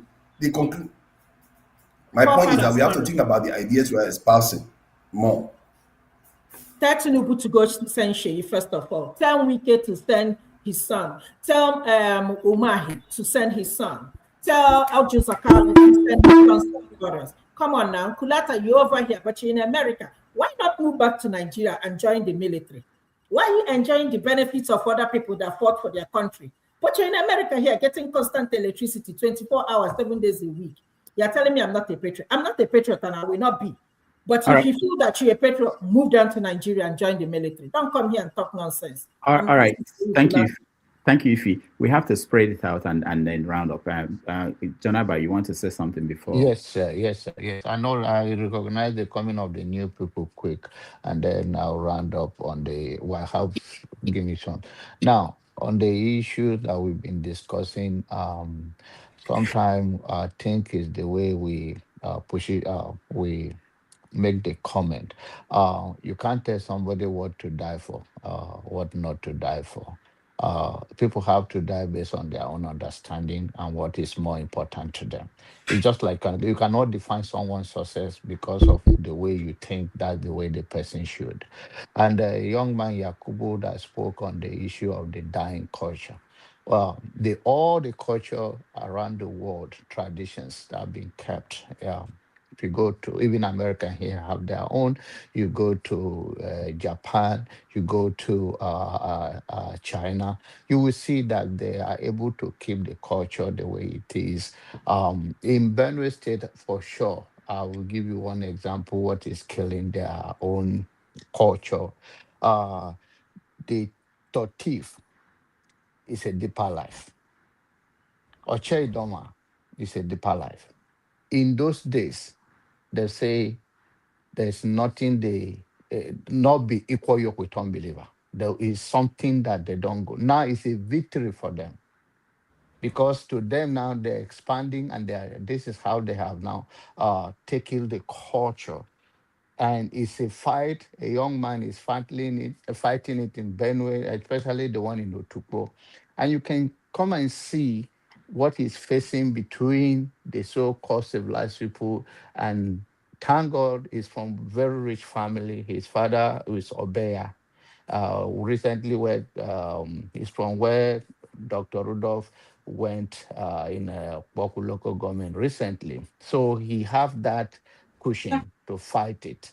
So the point I'm making is that, and it's also come down to this, our talking about what dying for, don't want dying for.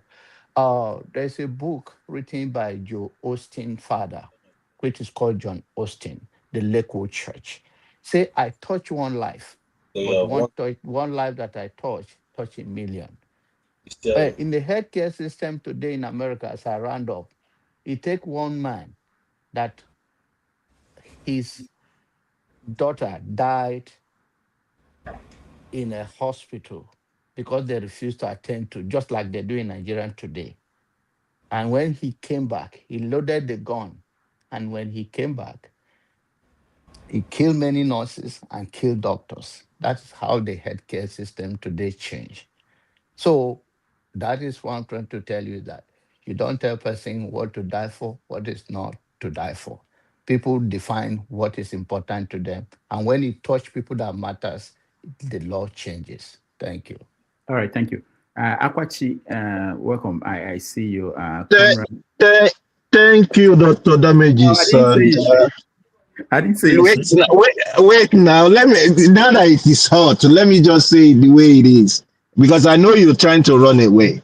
Good afternoon, other panelists and all that.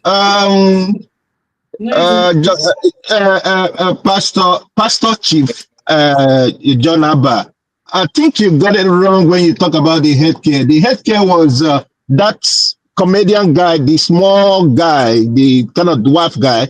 I think something happened to him and he actually wasn't able to kind of like make all the payments or whatever it is. It got to Obama and that was how this whole thing came up. That's what I had, you know. I don't know about the doctor and the nurses on.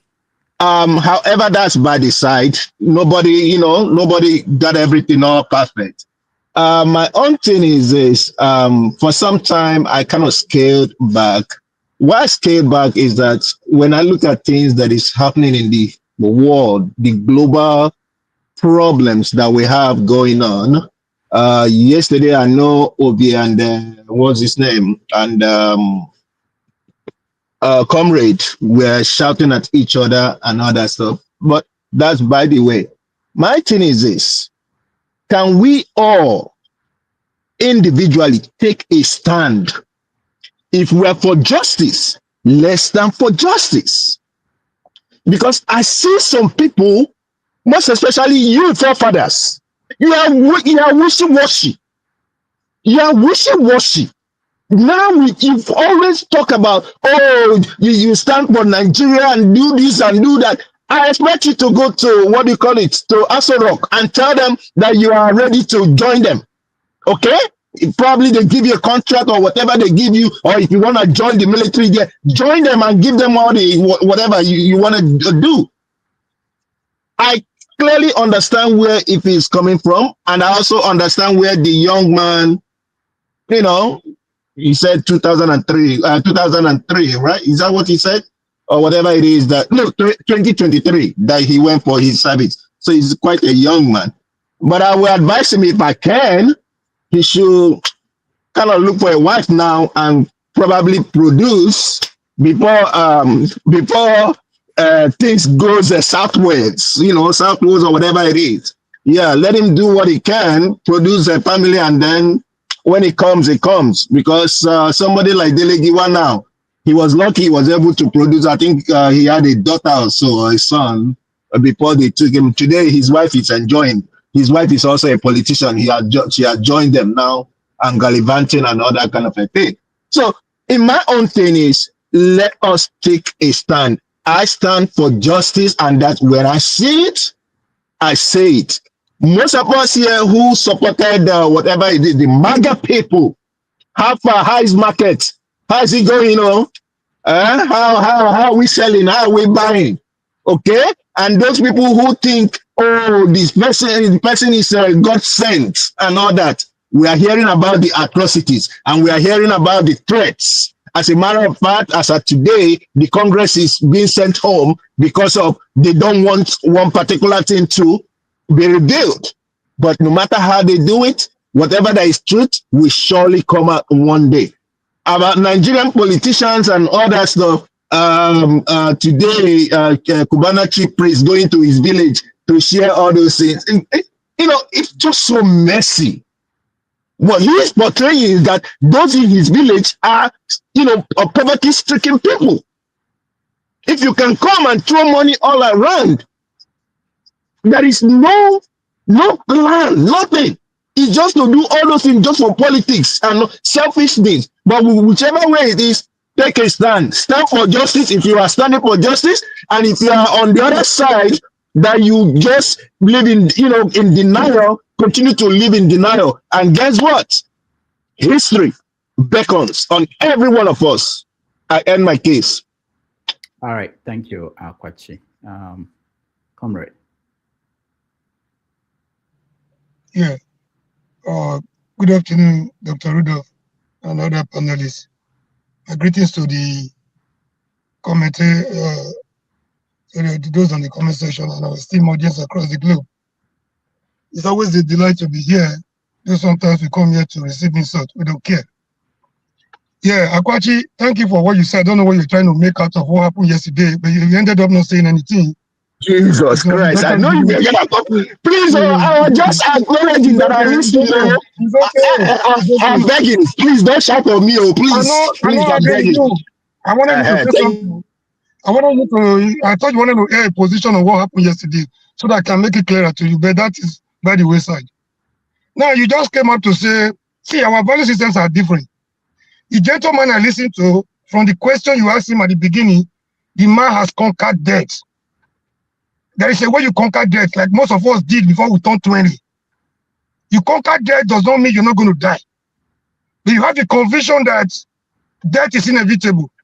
Whether you sleep in your bed, whether you go to work, whether you drive your car, whether you cannot even afford a car, whether you're walking on the road, somehow, somewhere, you're going to die. So, I called my younger sister yesterday. I was like, start doing things as if I'm not going to be alive for too long. So I'm already training her how to live on her own independently. without me, because I started with them. I was in year 1 when I started with them, so I didn't even I didn't have the feeling that I was going to live up to this extent. So I'm already shaping them on how to live, stand on their own. You just came here now and said you should start producing children. That is your own. That is the best value you can attach to life. So most of you cannot, people like you cannot go far, because all you know about life is to marry and produce life. To you, that is the biggest achievement. To the gentleman that I listened to on this show today, he has a conviction to do what he's doing, irrespective of what happens to him tomorrow. He has conquered death. If I had come in earlier, I wanted to just tell him that he should continue what he's doing if he's so convinced beyond reasonable doubt that he's on the right track. So people like, Nigeria is not worth dying for. Nigeria is worth dying for. You pick and choose. If it's not worth dying for, if it's not for to you, it's not worth dying for. He might not be doing what he's doing because of Nigeria, but because he wants people to applaud him.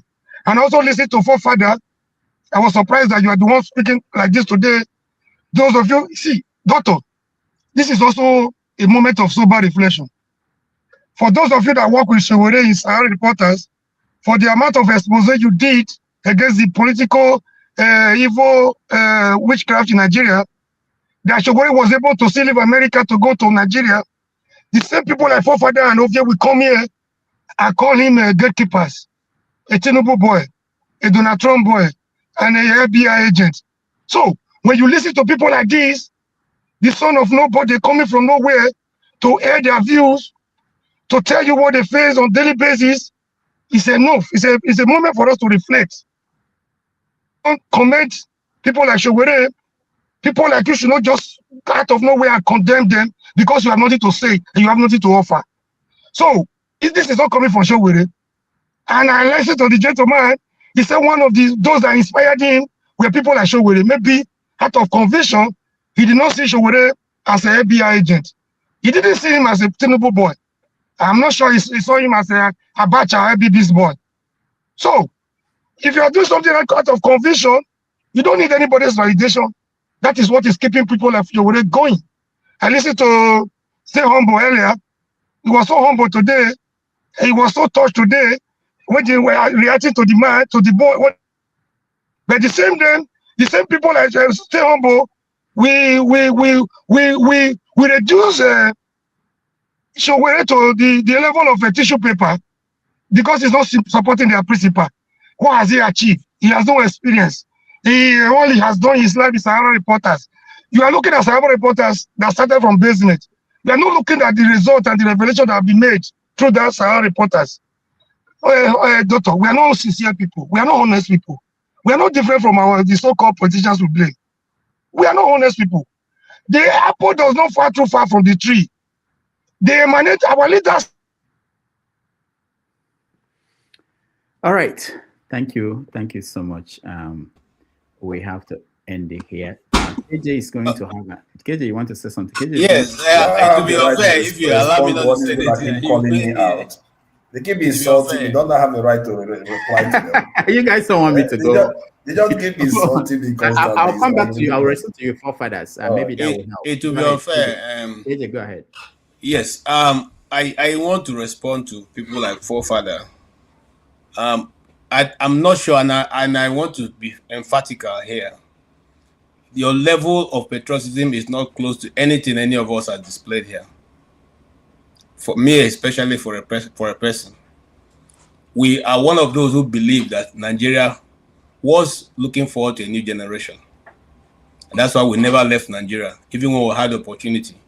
Those of you who know the Nigeria of 1988 and the 80s, you know it was easy to leave Nigeria. I had the privilege of being able to leave. And we decided that we will not leave because we want to make sure that gleam of hope, that glimpse of light, that light we see somewhere can be achieved. And so we dwell in the situation where we know that it was possible to realize a Nigeria that was, we're looking up. But it never was. As we kept looking at the light kept moving. I don't want to go into my personal story, but when you come up to just, say what many Nigerians who are living outside of Nigeria today, it wasn't in their plans at all to live outside of Nigeria. But it came to a place where even you with the truth became a crime. For you to tell the truth became a crime. And so if you are no longer able to join the gang who make sure that nothing good comes out of the country, you have to find a way to leave. The other option, I was discussing with Rudolph in private, and I said maybe if I was still in Nigeria, I would have joined APC, because I would have seen that all hope have been lost. So you go in and loot as much as you can what you have loot and sit on the can and be looking at everybody. And every year, yourself and your family are doing very well. People are crying, okay, they don't have food. You know that your barm is full and your bank account is fat. You don't care. You follow them and put your mouth very well. When you finish, you go and confess your sin, to the priest. Today, I this is what I said. That's what is going on. So, in that kind of situation, you see a young man, and many of us who put our lives on the line, and then eventually said that it was not worth it. And I still say it again to the young man: if he do whatever he wants to do, let him do, because the moment he begins to think of getting married, whatever he's doing now cannot be achieved. That's why when I come, I don't take people like Shore for granted. I don't take people like Nnamdi Kanu for granted. It is not good for you to go against the status quo. I mean, it's not easy. These people have been in the trenches for years. And sometimes we look at them and think some even suggest that they probably are not doing it properly. It's just like those people wake up and they say all kinds of things about Peter Obi. Peter Obi has been a politician. In fact, whether you think he's successful or not, he has been a governor once. So he knows the rudiments, what it takes to get to that point. So if you are an outsider observing and think you know better than he, then you must be fooling yourself, because he is in the trenches. He's still there till tomorrow. And those of us who have been activism for some time now, we know that many have lost their lives without being reported. There are many, many journalists who have lost one thing or the other, or some don't. I have a friend who is living in the US now, and some days we are going to bring her to this program. She was one of those activism who are practicing activism in the NGOs, because even the Nigerian NGOs are terrible. And the moment she exposed one of the NGOs, she was blacklisted. The only reason why she was able to escape is because she's not a Nigerian, she's an American Nigerian. And so what she did was to dust her passport and leave for the US. That's how those people work. They pass your name around. The moment you show up in any ministry, they say, oh, that's the root of Okonkwo we're talking about. And then everything just goes blank right in your face. Nobody wants to cooperate with you. Nobody wants to give you any reasonable answer. Okay? If you have friends there, they'll tell you, oh boy, no need to just waste your time. These people, they already mark you out. Okay? And then people like him who operate from local areas, they just pick you up. And the news media goes blank. Are you not surprised that Shembele, the guy in channels, Shembele, what's his name? Sheng. Not Sheng. The guy in the morning. Chamberlain, you are right, Chamberlain. Are you not surprised he has become very mellowed? Doesn't ask all those questions anymore longer. Okay, you think it's because he doesn't know how to ask questions again? But that was the guy that was holding the fort. What about Gbenga Aroluba? Where is he? He was thrown out of that program. I'm taken to 10 o'clock program where you will not see yourself. These are not done because the people lost. No, because they have stepped on toes. And I know I work closely with Gbenga Aroluba, and some of those governors they try to use his boss to deal with him. But no, Amechi is Amechi is a small fry when it comes to Gbenga Aroluba, because Gbenga Aroluba will look at the governors on their face and tell them exactly what they are doing in their states. So it was and I know this more because I was with him. We interviewed Rotimi and Amechi together. He called me to back up that interview for him.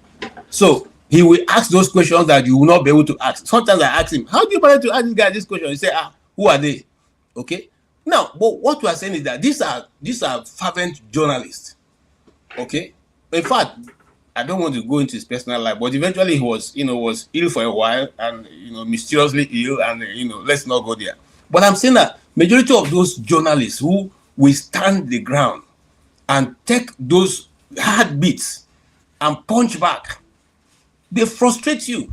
They make sure your business and even your family don't get rest. They will tell your wife that, look, go and warn that your husband, he's stepping on too much toes. And then you go home and your wife is crying and telling you, you not come and finish yours here. Are you going to follow that story? So, talking about patriotism, there is nobody who is a journalist who is writing the correct story in Nigeria who is not more patriotic than even those who carry the uniform in Nigeria, because nobody gives you any bribe. I don't know if there's any checkpoint where journalists collect bribe. That's why I say here, and I say it again, many Nigerian journalists survive on the brown envelope. They don't have salaries. Majority of the journalists you see do not have salaries.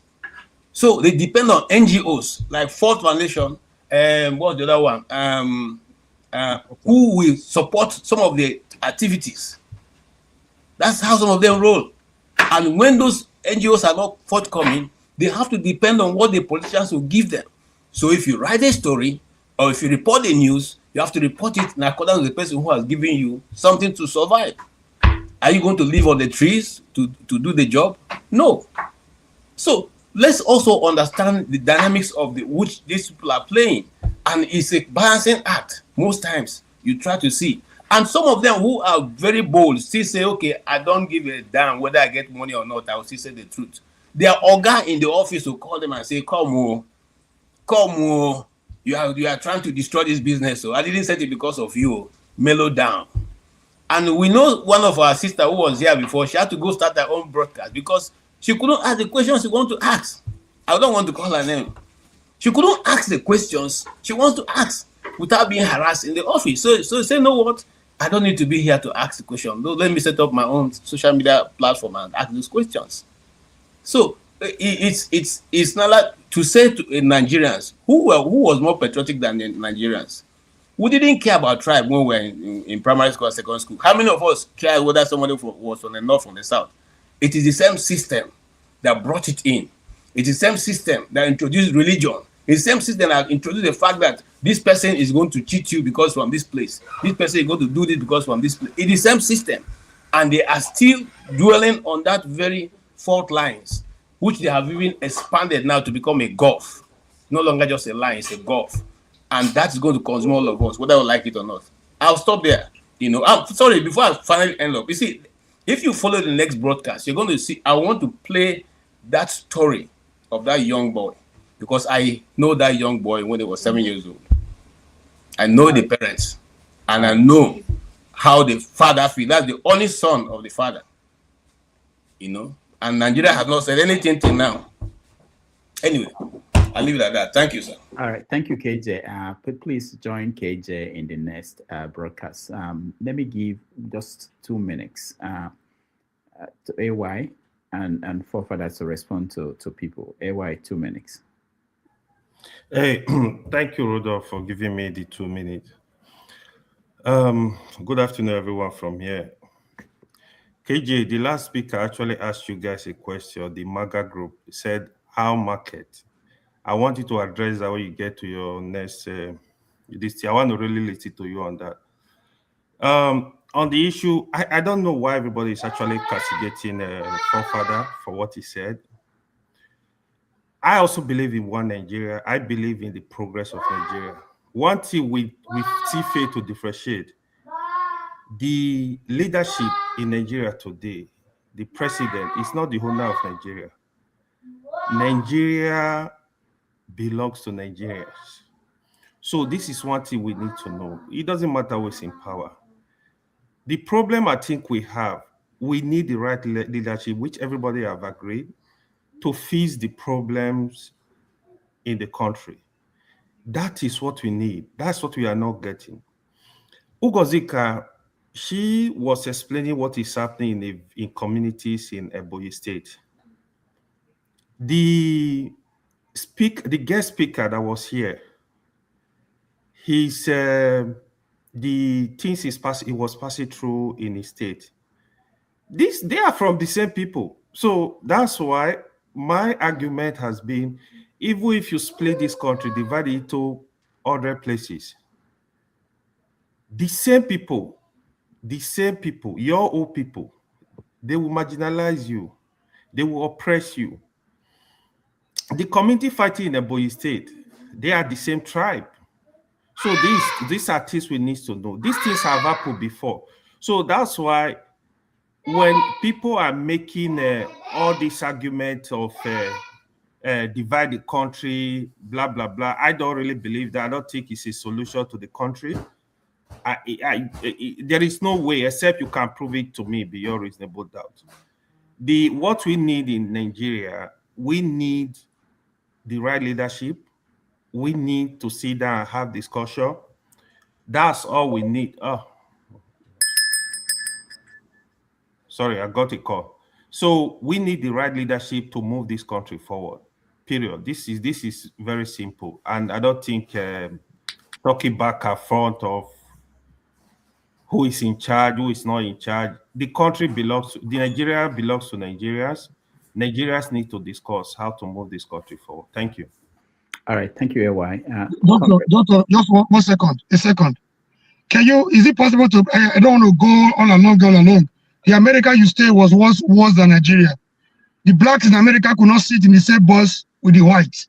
They could not eat in the same restaurant with the white, even if they had their own money. Not able to talk of going to the same school. It took a reservoir part to say enough is enough. I'm not getting enough from this seat, to end that saga. So I can go on and on. I want to end it by saying, is it possible to bring the gentleman back so that we can do a kind of GoFundMe for him? This is the only way they survive. Even if tomorrow they turn out, Ugozi said something that touched me. She said, go to his page. The same people castigating him, the same people are blasting him, the same people slaughtering him on daily basis on social media are the same people he's trying to liberate. This is the kind of issue we face on daily basis. It's not just about the boy alone, it's about his family and everybody connected to him. His mother must be dying out gradually on daily basis. His siblings are wearing out on daily basis. We don't value our heroes. We come here every day to castigate them. Cowards, we come here every day. Instead of joining us with them to say, this is what enough is enough.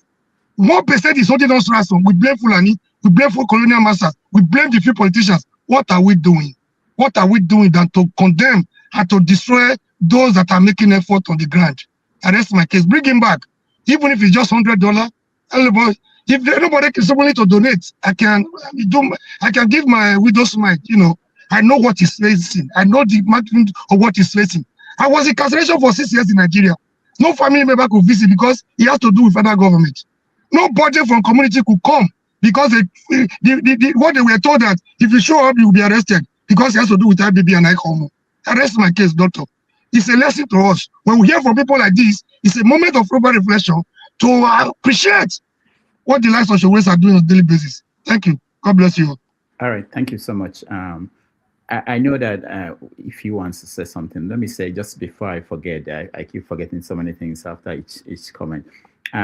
I'll give out his contact for those who may want to, if you want to support him, reach out to me. I'll give you his contact. The problem with donating money on this platform is that, first of all, if you donate money, part of it will go to YouTube. And then, of course, there are other issues involving accounting for that. But the best thing is to go directly to him, and I'll give out his contact to anybody who wants to help him. Ify, go ahead. 1 minute before I give for others to comment. Comrade, good afternoon or good evening. Thank you for, always coming to voice your opinion. But I have a question for you. I know Showore is your candidate. Please, no disrespect. No yelling, no screaming. Why not ask Showore to align with other opposition? Because it's very difficult for him to win election, or let me not say to win election, to be the president. And I will tell you why. He needs to start from the House of Rep. He needs to start from being I'm a fan of Showore. Don't misunderstand me. I love Show. I mean, when I say I love him, I love him. Anytime I hear them saying anything, I mount. But with the way the corruption in Nigeria, with the way Nigeria is structured, it would be very difficult for him to be the president.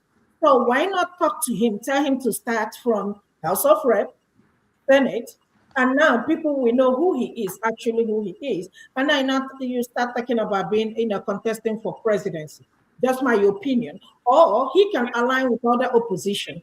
But the way you are, talking about him, which is okay, and the show where he's going about it, I don't think that's going to make any head in this country called Nigeria. In a free and fair election, yes, it might happen, but not this cabals, not these elites that we currently have in power at this point. No disrespect. Everybody's entitled to support who they want to support. Can I have 1 second to respond? Are we going to end today? Is it a question? Was that a question or a comment?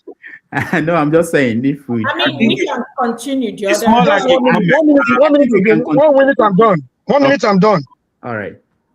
Yeah, you set your questions and you gave your answers. Oh, Showore is not winning because he's not getting our support. You call that kabam. Happy you didn't say 1 million people. You call that kabam. Kabam means we have a system of the government for the kabam and for by the kabam and for how they call it kabatocracy. So how many are these people? Are there more than 200 something million people? No. But what we do is to tell you he has not done anything in his life. Where was Buhari? Where was Buhari a councillor? Was Buhari a governor? Was Buhari a senator? Where was the governor I have in my state now? He has no history of anything. The people of the put behind them. He has no history of business, no history of primary, secondary education. They wrote his wife for him at the age of 36. You know, he could not even, we know what we call medical center. He could not copy the papers they were giving to him to write down. That was why the result was so poor. Today is a governor. And we come here to say, what has Showore done? Somebody that has been around before he turned 20. Today is about 54 or 55. We still questioning, he has no history. Has no experience. We are the one defeating ourselves. Even protests, before we go out to protest, we are already defeated because we are calling our people not to show up. Then, before they bring their tear gas and their bullets, we are already defeated. Protest kicks off. So we are the ones. We are the problem of ourselves, not the cabals to blame. Thank you. All right. Thank you so much, Amore. For furthers, respond to them and then I'll round up. Thank you for that. You know, it will be easier for people to just agree with me than just try to rack in their brain how to disagree and insult me instead. Because when you tell them something that they don't like to hear, even when they know you're correct, they will just insult you. Omori's issue is that I don't support Showore, which he somehow is emotionally and loyally tied to. You know, a person you don't support, you call him names. You call him all sorts of names just to blackmail him. If good people are saying it, I don't have problem. When cowards are calling heroes names, I have problem with that. Okay. So if I don't agree with the way somebody engages with the political system, and I feel like his ideological position is very lightweight, and his countenance and the way he conducts himself doesn't look like a kind of leader that I want to see, I have a right to speak on it. Not that I'm against some of the things his anti-corruption stance. I never criticize him for criticizing the government. I never criticize him for saying that Nigeria should be secure and those things. If he's doing something positive, I won't criticize him. But if he's conducting himself the way I don't appreciate, I will not. If you put me Showore and Akpoti, I will choose Akpoti as a stance. If you put Showore and Peter, what are you doing? What have you done? What have you done all your life towards a Nigeria project? What have you done? And what are you doing? Hey, calm down, everybody. Let Fafada finish. Calm down. So there are things greater than just downright being ideologically welded to somebody, and his own ideological base, which tends to be left-leaning, is counter what Nigeria is looking for at the moment. But that said, regarding the value of life, that's where I agree with Omori when he said that the journalists, once you've made your decision that you are ready to conquer death, you do that. Because the truth is, you are going to die nonetheless. Most people die for free. They die chasing comfort that they will never find. die in debt, die in foreign land, buried and never to be remembered. Even the place you are dying for, they don't even care for you. You know, so they don't even care for you to the point whereby they don't even want to eat your meat. That's how bad it is. So the idea that there's this kind of perverted way we distorted reality. Many Nigerians, those Nigerians that are fighting to do the right thing and losing their life, that will say they are dying for nothing. You are talking about them right now. Do you know how many that have died that you are not talking about? Millions are dying every year that you don't even mention at all. They go for free. At least it's better to do something than not to do anything. Where you're busy chasing comfort, thinking that comfort is going to make you live forever. It's not. Somebody built those countries, and the argument stands on its own. That country you are running to go and build, somebody has already built it. It's saturated. As a matter of fact, part of the reasons why you see businesses overseas, because your environment is saturated with that business. You are trying to build a system that's already been built. You're just going to enjoy. You want comfort. And basically a kind of gold digger's personality that we have. We don't want to do the hard work. We want others to do it, then we come and enjoy. But that's fine. Nobody's biting you and telling you not to do that. But don't discourage others that are willing to do the hard work. That is the only thing I don't have against them. Because they will say other people should not do it. Be like us. If everybody's like you, what country will you have left? What people? You will not even have your people left. That is why I think people should be thinking about the argument they are making. Because if they play it out, if they just simulate it a little bit in their minds, they will find out that they are actually advocating the extermination of their people. They will find out that's what they are doing. You can in one sense say, I don't want to suffer. But it doesn't mean any other person that is willing to do it should not do it. I can wish I had more heroes in Nigeria, but I don't want to be the one to do it myself. You can wish that. And they will be heroes. And praise them when you see them. Don't discourage them from doing it. Don't discourage them from trying to bring the truth out in Nigeria, even when they pay with their blood. Because when they bring that truth out, it could save millions of lives. But forefathers, that's the same thing you are doing. Hold on. You want to trade that the same thing you are doing. You're vacillating between two positions. I'm not. You are criticizing people for you are criticizing people for taking their own stand. You say it's bad because you are telling them no, hold on. That your own stand is better. Hold on. Let me make it clear. The position I'm stating is that you should not tell other people not to make the sacrifice. You can choose your path. Yes, I agree with that. Don't tell other people not to make the sacrifice. You have to accept that too. You have to accept that too and stop criticizing and castigating people who don't take your position. You can't tell other people not to make the sacrifice because it's not sound based. It's not based on sound logic. Because you're basically telling people to go and kill themselves. If you tell people to go and kill themselves, should I advocate? Should I support you? All right. I don't support you now. Thank you so much. We have to end it somehow. Let me say a few things, and maybe that would. Oh, decolonization. You could not forget me. I was busy, but I was hanging on. All right, go ahead. I was hanging on a very. Go ahead. Greetings to everybody.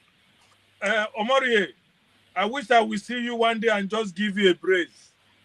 Just hug you, because sometimes there are some kind of thing where you do when if you talk like this. I don't know as my joy they fool. Show or soldiers. Why you don't start again? I be sure ma too now. What do you mean? I be sure ma any day. You see, when we say it's not about it's not about individual. It's about conviction and patriotism. Patriotism. Thank you again. That is the problem.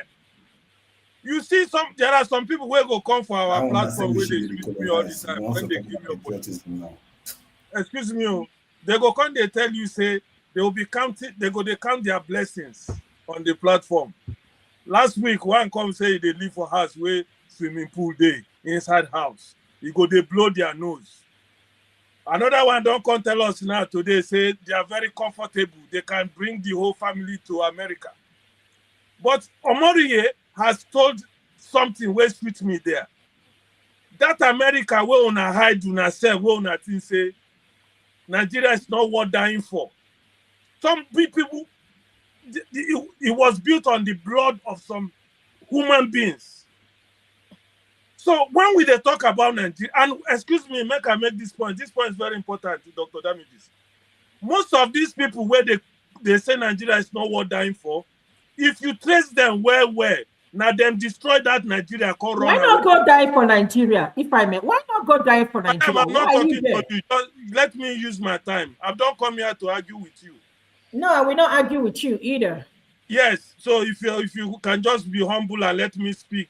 I was called to speak, sorry. Because you see, when they keep telling you the achievement they have achieved, Doctor, if you remember one time I told you, I spend my time and money studying Nigerians. Most of these Nigerians who keep this opinion that Nigeria is not worth dying for are the people who destroyed Nigeria and ran away. I'm telling you true, I can count their names. They are the people who destroy Nigeria, can't carry the money of our Nigeria, can't run away because they believe say they have destroyed Nigeria. Those of us where they try to die for Nigeria, we are just wasting our time. So I just say, let me end because I know you are almost closing. I was just praying that I could get the opportunity to just chip in something. When we talk about P2B, that we don't like the move he made to ADC, we know what we are saying.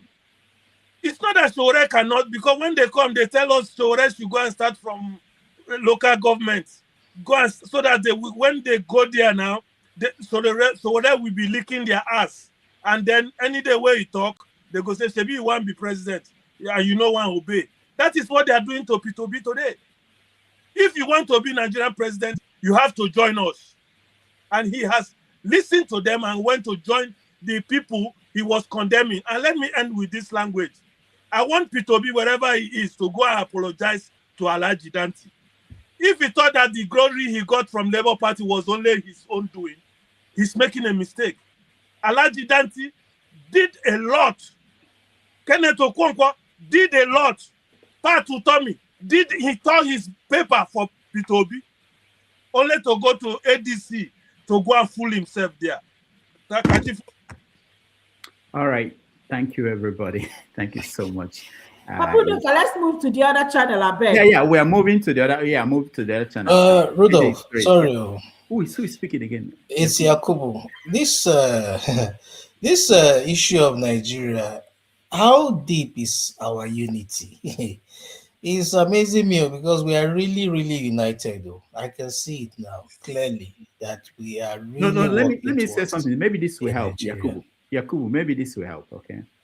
The structure of what we do, I think we are mixing too many things up that is confusing people. The structure of what we do here is to have conversation, and in just the nature of it, people will have different viewpoints.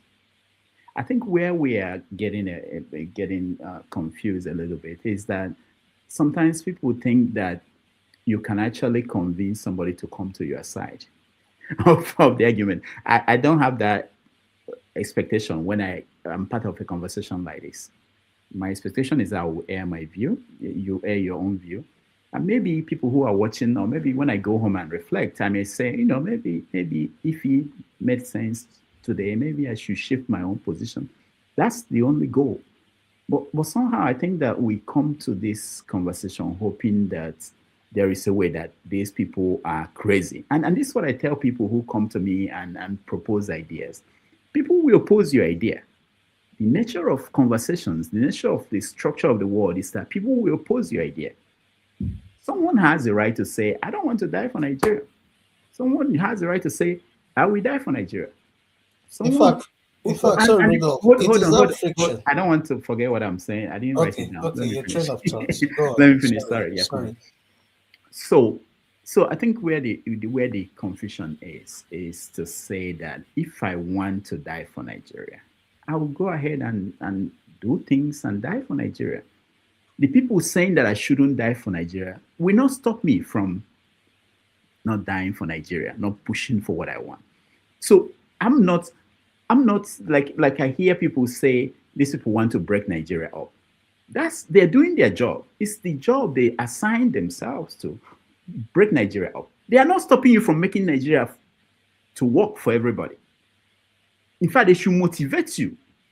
If I believe in Nigeria and I want it to work, the people saying they want to break it should motivate me to prove them wrong. And that's what I think should be the focus of people. If you believe in something, you fight for it. Don't keep blaming people who do not believe in it. They're playing their role. I have antibodies and you have people who do science. They're there to actually motivate you. They're not there to stop you. But I think most people spend their time trying to fight people who are opposing them, who are saying the opposite thing. Go ahead and prove it. That's the challenge. I do teach, mention this in class here, it's not important, but when Christopher Columbus and people like that left Europe, they were not happy. They were not happy about the structure of power in Europe. They left, they were leaving. People must have been telling them, you can fix it. Let's sit down and fix it. Let's fix Europe. No, they left. And there were people like Oliver Cromwell, and they decided that we have to restructure things. They stayed there and fought. These things happen at the same time. We can't just say because some people are saying leaving Nigeria or they are the problem. No, go fix it. They will come back. And for people who felt that, please, I think that's what is missing here. People are thinking that the enemy is the other person because they have a different position. No, that's not your enemy. That's actually someone that should motivate you, and hopefully you will be able to do more to prove, because you have to prove it, that your position is the right one. All right. Thank you, everybody. I appreciate it. That's what's happening verbally now. It's happening verbally, and Oliver Cromwell spoke about it and ended up beheading the king, treating the king as an enemy. And that's why some people are saying you should go home and then make it happen. So anyway, it's a phenomenon you are seeing. so thank you so much. I appreciate that. I just want to point it out because people talk as if they are these are people stopping you. Thank you, everybody. Thank you. The only person that donated today, we have to. There are two. Kulata, thank you so much for supporting us, and Igbo Basics, thank you so much for supporting us. Next week, we're going to bring you another interesting guest. I'm working on a few people. I haven't narrowed it down, or we have not agreed on a particular day, but I will announce that during the week. Again, thank you, Comrade, for being here, Amore. We always appreciate you. Thank you, Yakubo, for being here. Thank you, AY, for being here. Thank you, Forefathers. Thank you, Tony. Thank you, Ife, and all the people that joined us. Those watching at home, thank you. We appreciate you. And those on the comment section, Prince Akwachi, thank you so much for your support. We sit down here 4 hours, 5 hours. I was going to, as the day was going, I was thinking, okay, I hope somebody will support us because we have a lot to take care of.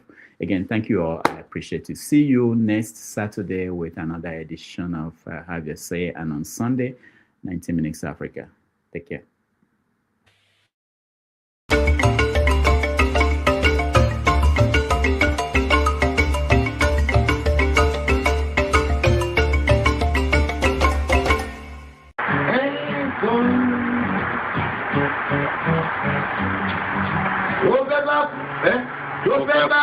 Tó fẹ́ kú torí ẹ̀.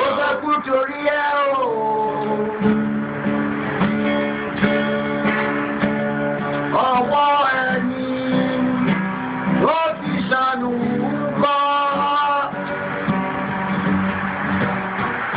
Ayé la bá, ayé la fi sílẹ̀ sí. Ọ̀nà èyí yóò. Thank you so much for watching. Thank you. Have you subscribed? Yes, you. Have you subscribed? You. Yeah, before you go, click. It's free. Click. Just that's it. Have you subscribed? You're laughing. Have you subscribed? Have you subscribed? Thank you. Thank you. Thank you. Hey, madam. Thank you so much. I can see you. We have to get to 100,000 subscribers. By the end of the year, how are we going to do that if you don't subscribe? Yes, you. Yes, you're about to click off. Why? Have you subscribed? It's free. If you don't, ask your son, ask your daughter how to. Just one click. Thank you. I see you. Aha. Thank you very much.